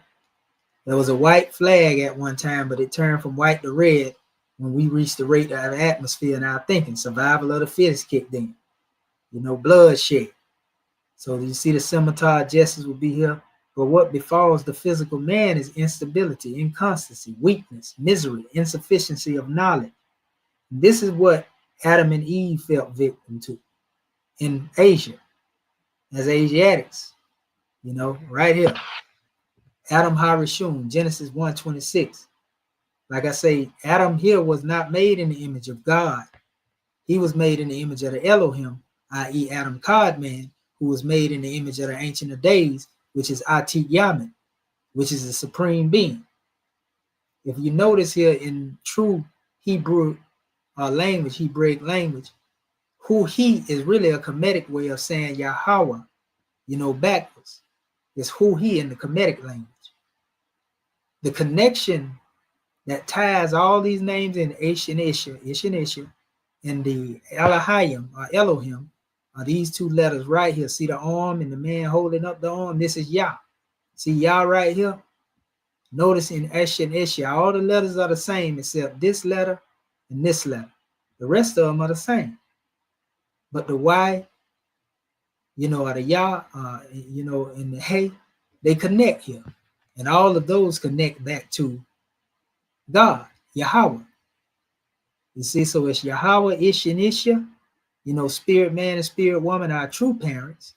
And Elohim, these are the ones who begin to create when they say, let us make man in our image to give birth later to this Adam and Eve. But notice the tree here. I put that together to make it plain for our people. Here's an expression: Allah, arm, leg, arm, head. Man is born to become God. Here's another one dealing with our questionary, which is showing, what the higher self represents and the lower self, how the physical come into being, and this is where man's trouble come in. In the physical, it's just a shadow of what's up here. Give 5 names that are given to the descendants of Adam and Eve: Lucifer, Satan, devil, dragon, and beast. That's that inverted star that kick in. What is the devil sometimes called? The lower self. That's all up in there. How many cells are there? 2? Name them. Higher self and the lower self. Higher self, the lower self. We all got that, family. So we have to bring a balance. That's what that's symbolic to. Notice that sun. That's that same thing that Noble Drew Ali have on the front of his headdress. His pagri. Enlightenment. What people represent the higher self? The angels who protect the holy city of Mecca. Now we teach in our teaching that an angel is a thought of Allah manifested in human flesh. So the holy city of Mecca that it's talking about is above the neck. What people represent the lower self? Those who were cast out of the holy city and those who accept their teaching. That's what it says in closing. So you can see this tree. Here's a symbol, a breakdown of Noble Drew Ali as an adept. And in Genesis, we hear about the 7 acts and the 7 days of creation. All this really represents man's ascent in himself. We can see again arm, leg, arm, and head, the Godhead of man, coming from the journey here. We come from a misnomer, alienated nation, a nationless person from man, to a sheep, which is a Moorish American national descent nature. Then we go into the Special Agent Mufti Corps, which is security and defense. It's an adept. You have to guard yourself from your passions and desires. Adept means one that is skilled and proficient in doing this. Prophet, here is synonymous with divine constitution and supreme laws, and you see him with his hand over his heart. That is not a Masonic gesture, family. A Masonic gesture, they have their hand inside the guard, master of the secret veil. His hand is exposed. The sword of life, the scimitar sacrum, which is the base of the spine, known as the coccyx bone. The stream of pleasure represents the lingam chakra, where we bring forth birth from. You got to be a master over all of these things in order to be an adept.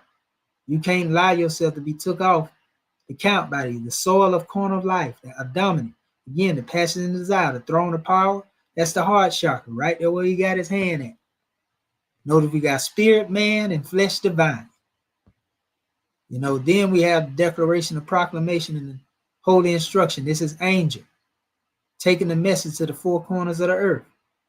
The breath of heaven, throat chakra. The executive ruler, grand body, cherubim. Right there between his eyes, the pineal gland, adept chamber, 3rd heaven, the thalamic chakra, which is called the chamber. The optothalamus in the head is called chamber. Last but not least, we have the seraphim.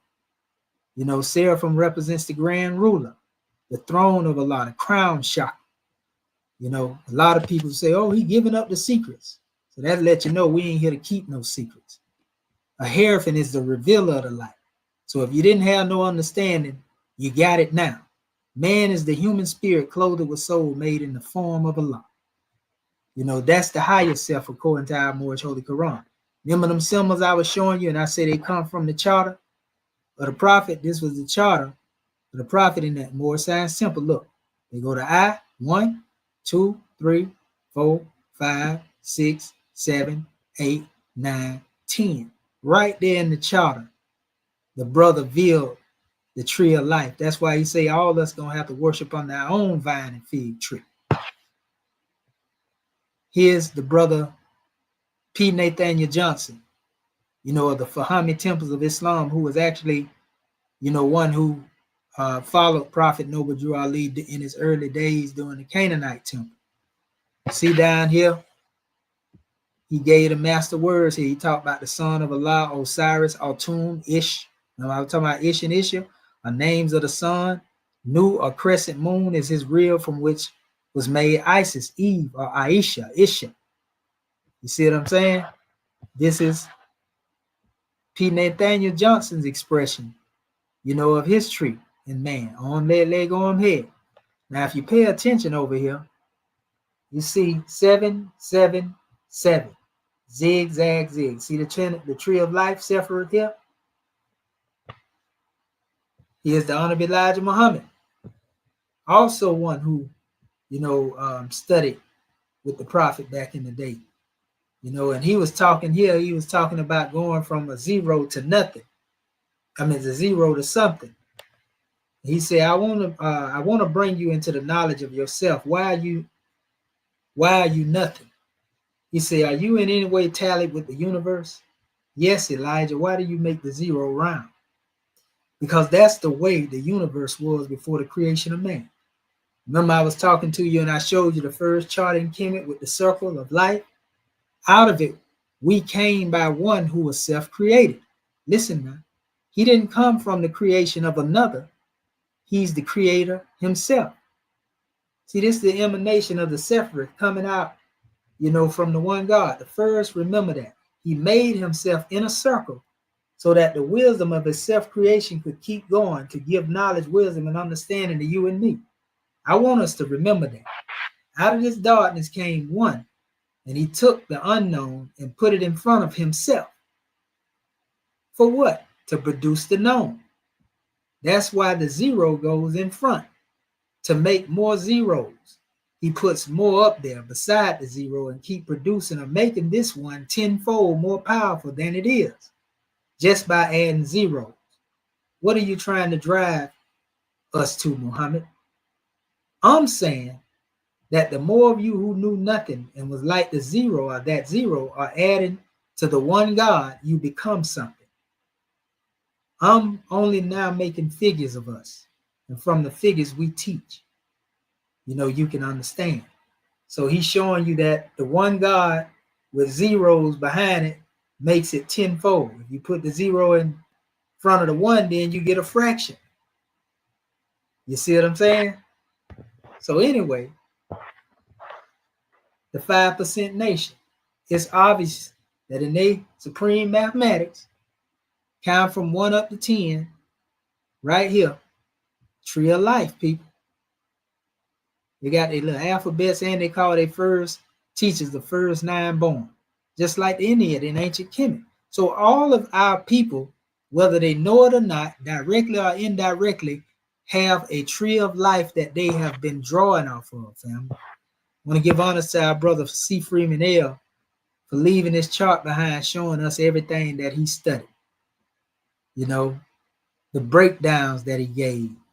Boy, biological youth organism, you, your own universe, God, generator, operator, destroyer. We can see the swastika demonstration he gave in the symbols of the zodiac going around the body, which is symbolic to the scimitar as well. He broke all this stuff down. Quran, knowledge, order, rhythm, astrology, and astronomy and nature. I self-law and master. Allah. These were his studies. We give honors to him for this chart. I self-law and master. We are asked, what is our religion? Islamism. Is that, new or the old time religion? Old time religion. But at the top of the 12-step ladder in our teaching, the last rung is science and religion. In the old way of life, as you can see this tree of life here, you got the Vedas, the teachings of Brahmanism, the mysteries of Egypt, Chaldea. You got the secret doctrine, Zoroaster, Confucius, Plato, Kabbalah, the Kabbalah, the Sufis, regular Kabbalah, Judaism, the Essenes, Christianity, modern Freemason, religion of Muhammad, Christianity of Constantine, science and religion, philosophy, church, militant, and proselytism, all have taken from the Kabbalistic concept, people. Make no mistake about that. Last but not least, in our closing, who is God in the holy city? I told you Mecca was above the neck. Who is God in the holy city of Mecca today to keep unbelievers away? Angels. What is the modern name for these angels? Asiatics. What is the shade of their skin? Olive. And olive come forth in many shades, from the lightest of the light to the ripest of the ripe. Are the Moorish Americans in relation to those angels? Yes. We all have the same father and same mother. So, question, is there an ancient Egyptian prototype of Kabbalah that predate the Jewish Kabbalah? Yes. Many scholars, esoterics, and Egyptologists argue that aspects of what became the Jewish Kabbalah have prototypes in ancient Egyptian cosmology, which I prove, theology, which I prove, mystical philosophy, which I prove. While Kabbalah as a Jewish system is 11th through the 13th century, its imagery and structures resonate strongly with much older Egyptian metaphysical traditions. So in this document, for those who want it, I have, all the breakdown on a lot of this. And I also have the actual sources here, reliable sources and reference that explore whether the aspects of Jewish Kabbalah have prototypes in ancient Egyptian cosmology and mysticism. Academic and Egyptological sources. Eric Horning, I ain't gonna go through all of them. The Secret Law of Egypt, its impact on the West. It explores how Egyptian religious and mystical concepts and cosmic order, divine emanation, sacred trees influence later Western esoteric traditions, including Hermeticism and Kabbalah. The search for God in Egypt. It also shows theology and ideas of emanation, divine unity, multiplicity, and things central to Kabbalah. Jan Aspen, James P. Allen. I know y'all familiar with that name. Middle Egyptian Introduction in Languages of Culture and Hieroglyphs, which discusses the sacred role of hieroglyphs and meta, words of the gods, which parallels with the Kabbalistic view of Hebrew letters and mystical forces.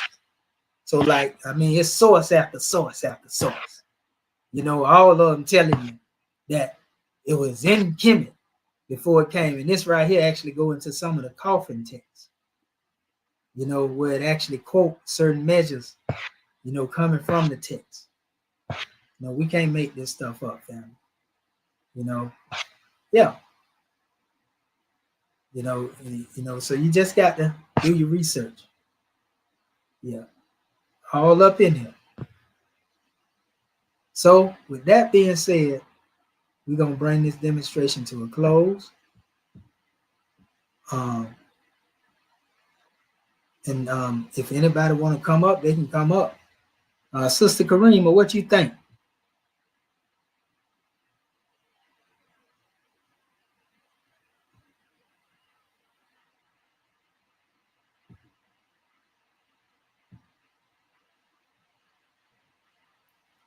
You there, Sister Karima?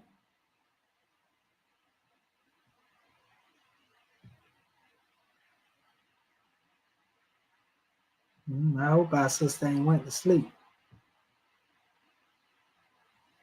Sister Karima, you there? If somebody in here, call our Sister Karima if you got a phone number. You know what? I might be able to do it right here. Let's see.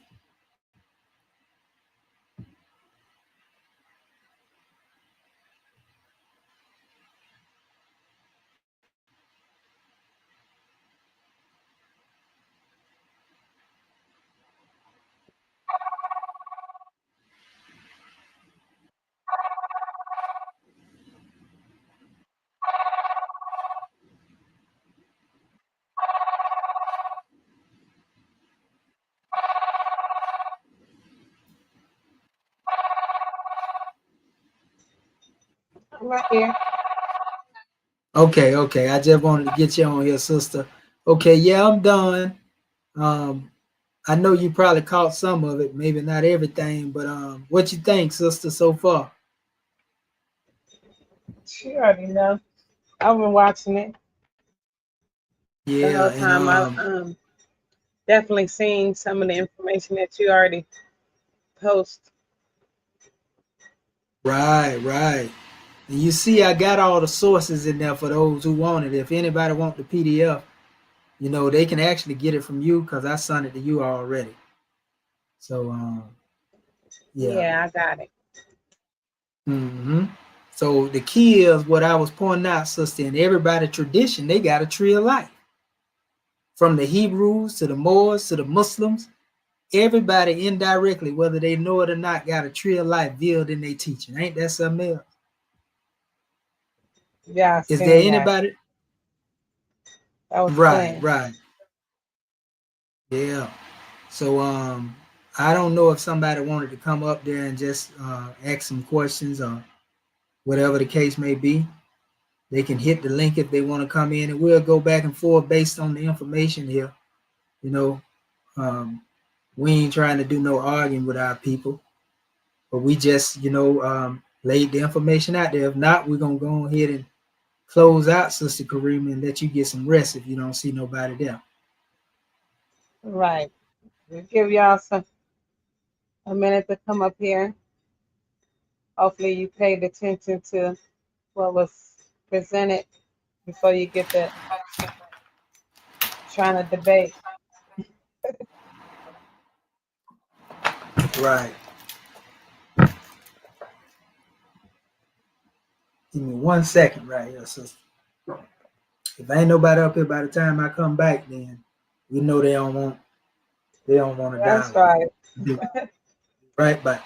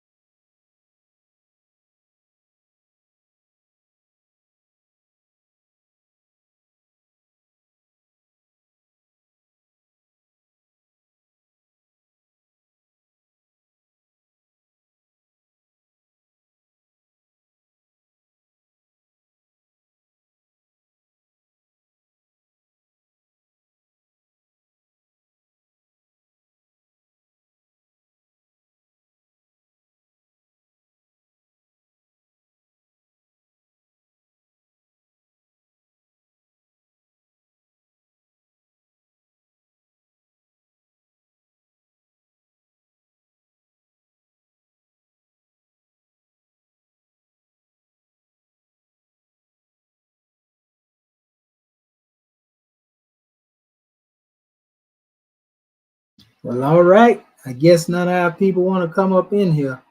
And Sister Karima, did you see where I showed and distinguished between what is called the occult Kabbalah in the other books in the concept of what we call Goetia, Magia, and Thurgy? Uh-huh. Yeah, so people need to know that. So a lot of people be trying to demonize the Kabbalah. Do you see anything in the teachings, as I showed you Kemetically, that is so demonic? Do you see something that deal with being able to work on the self from your honest opinion? No, I didn't say nothing demonic. Right. Well, all is well. We done put it out there. So, like I say, anybody want the PDF, Sister Karima got it. So we're going to let the sister get some rest.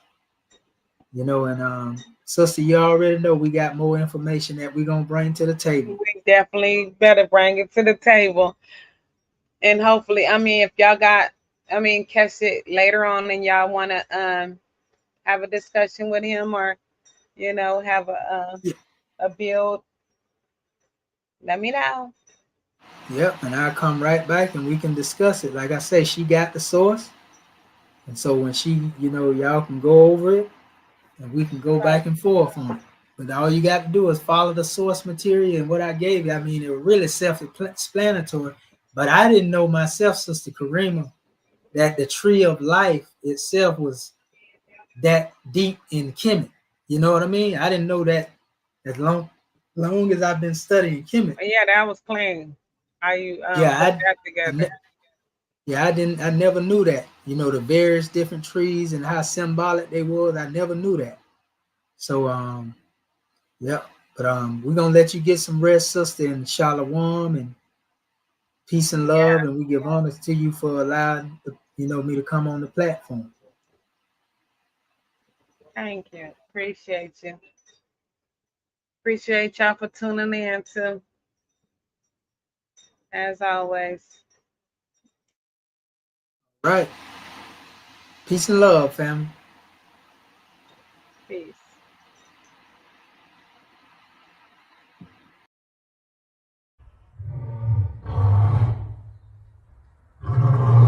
I want you and that young man to tie that knot.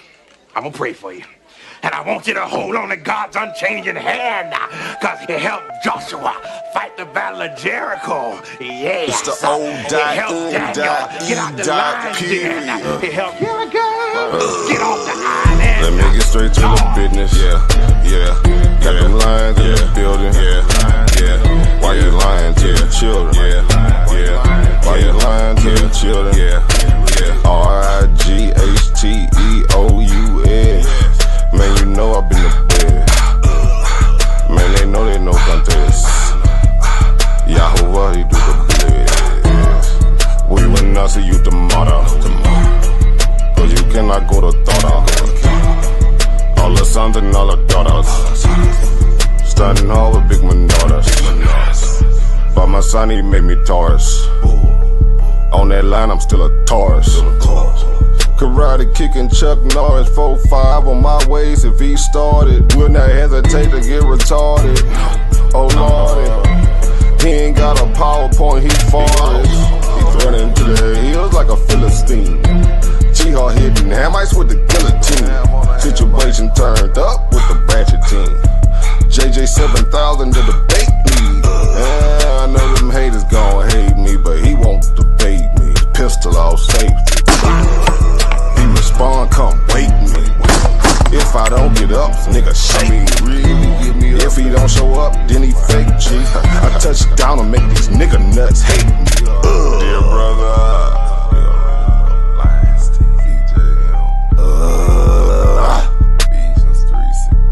Ballin' and crawling all the way from H-time. Let me get straight to the business.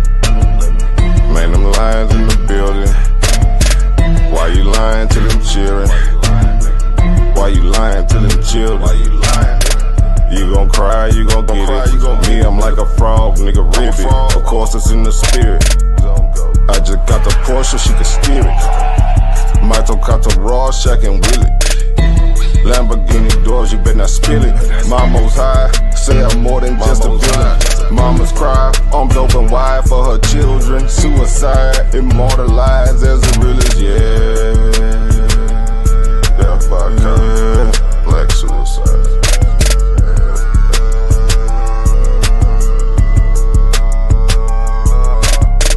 Let me get straight to the business. Got them lions in the building. Why you lying to them children? Yeah. Why you lying to them children? Yeah. RIGHTEOUS. Man, you know I've been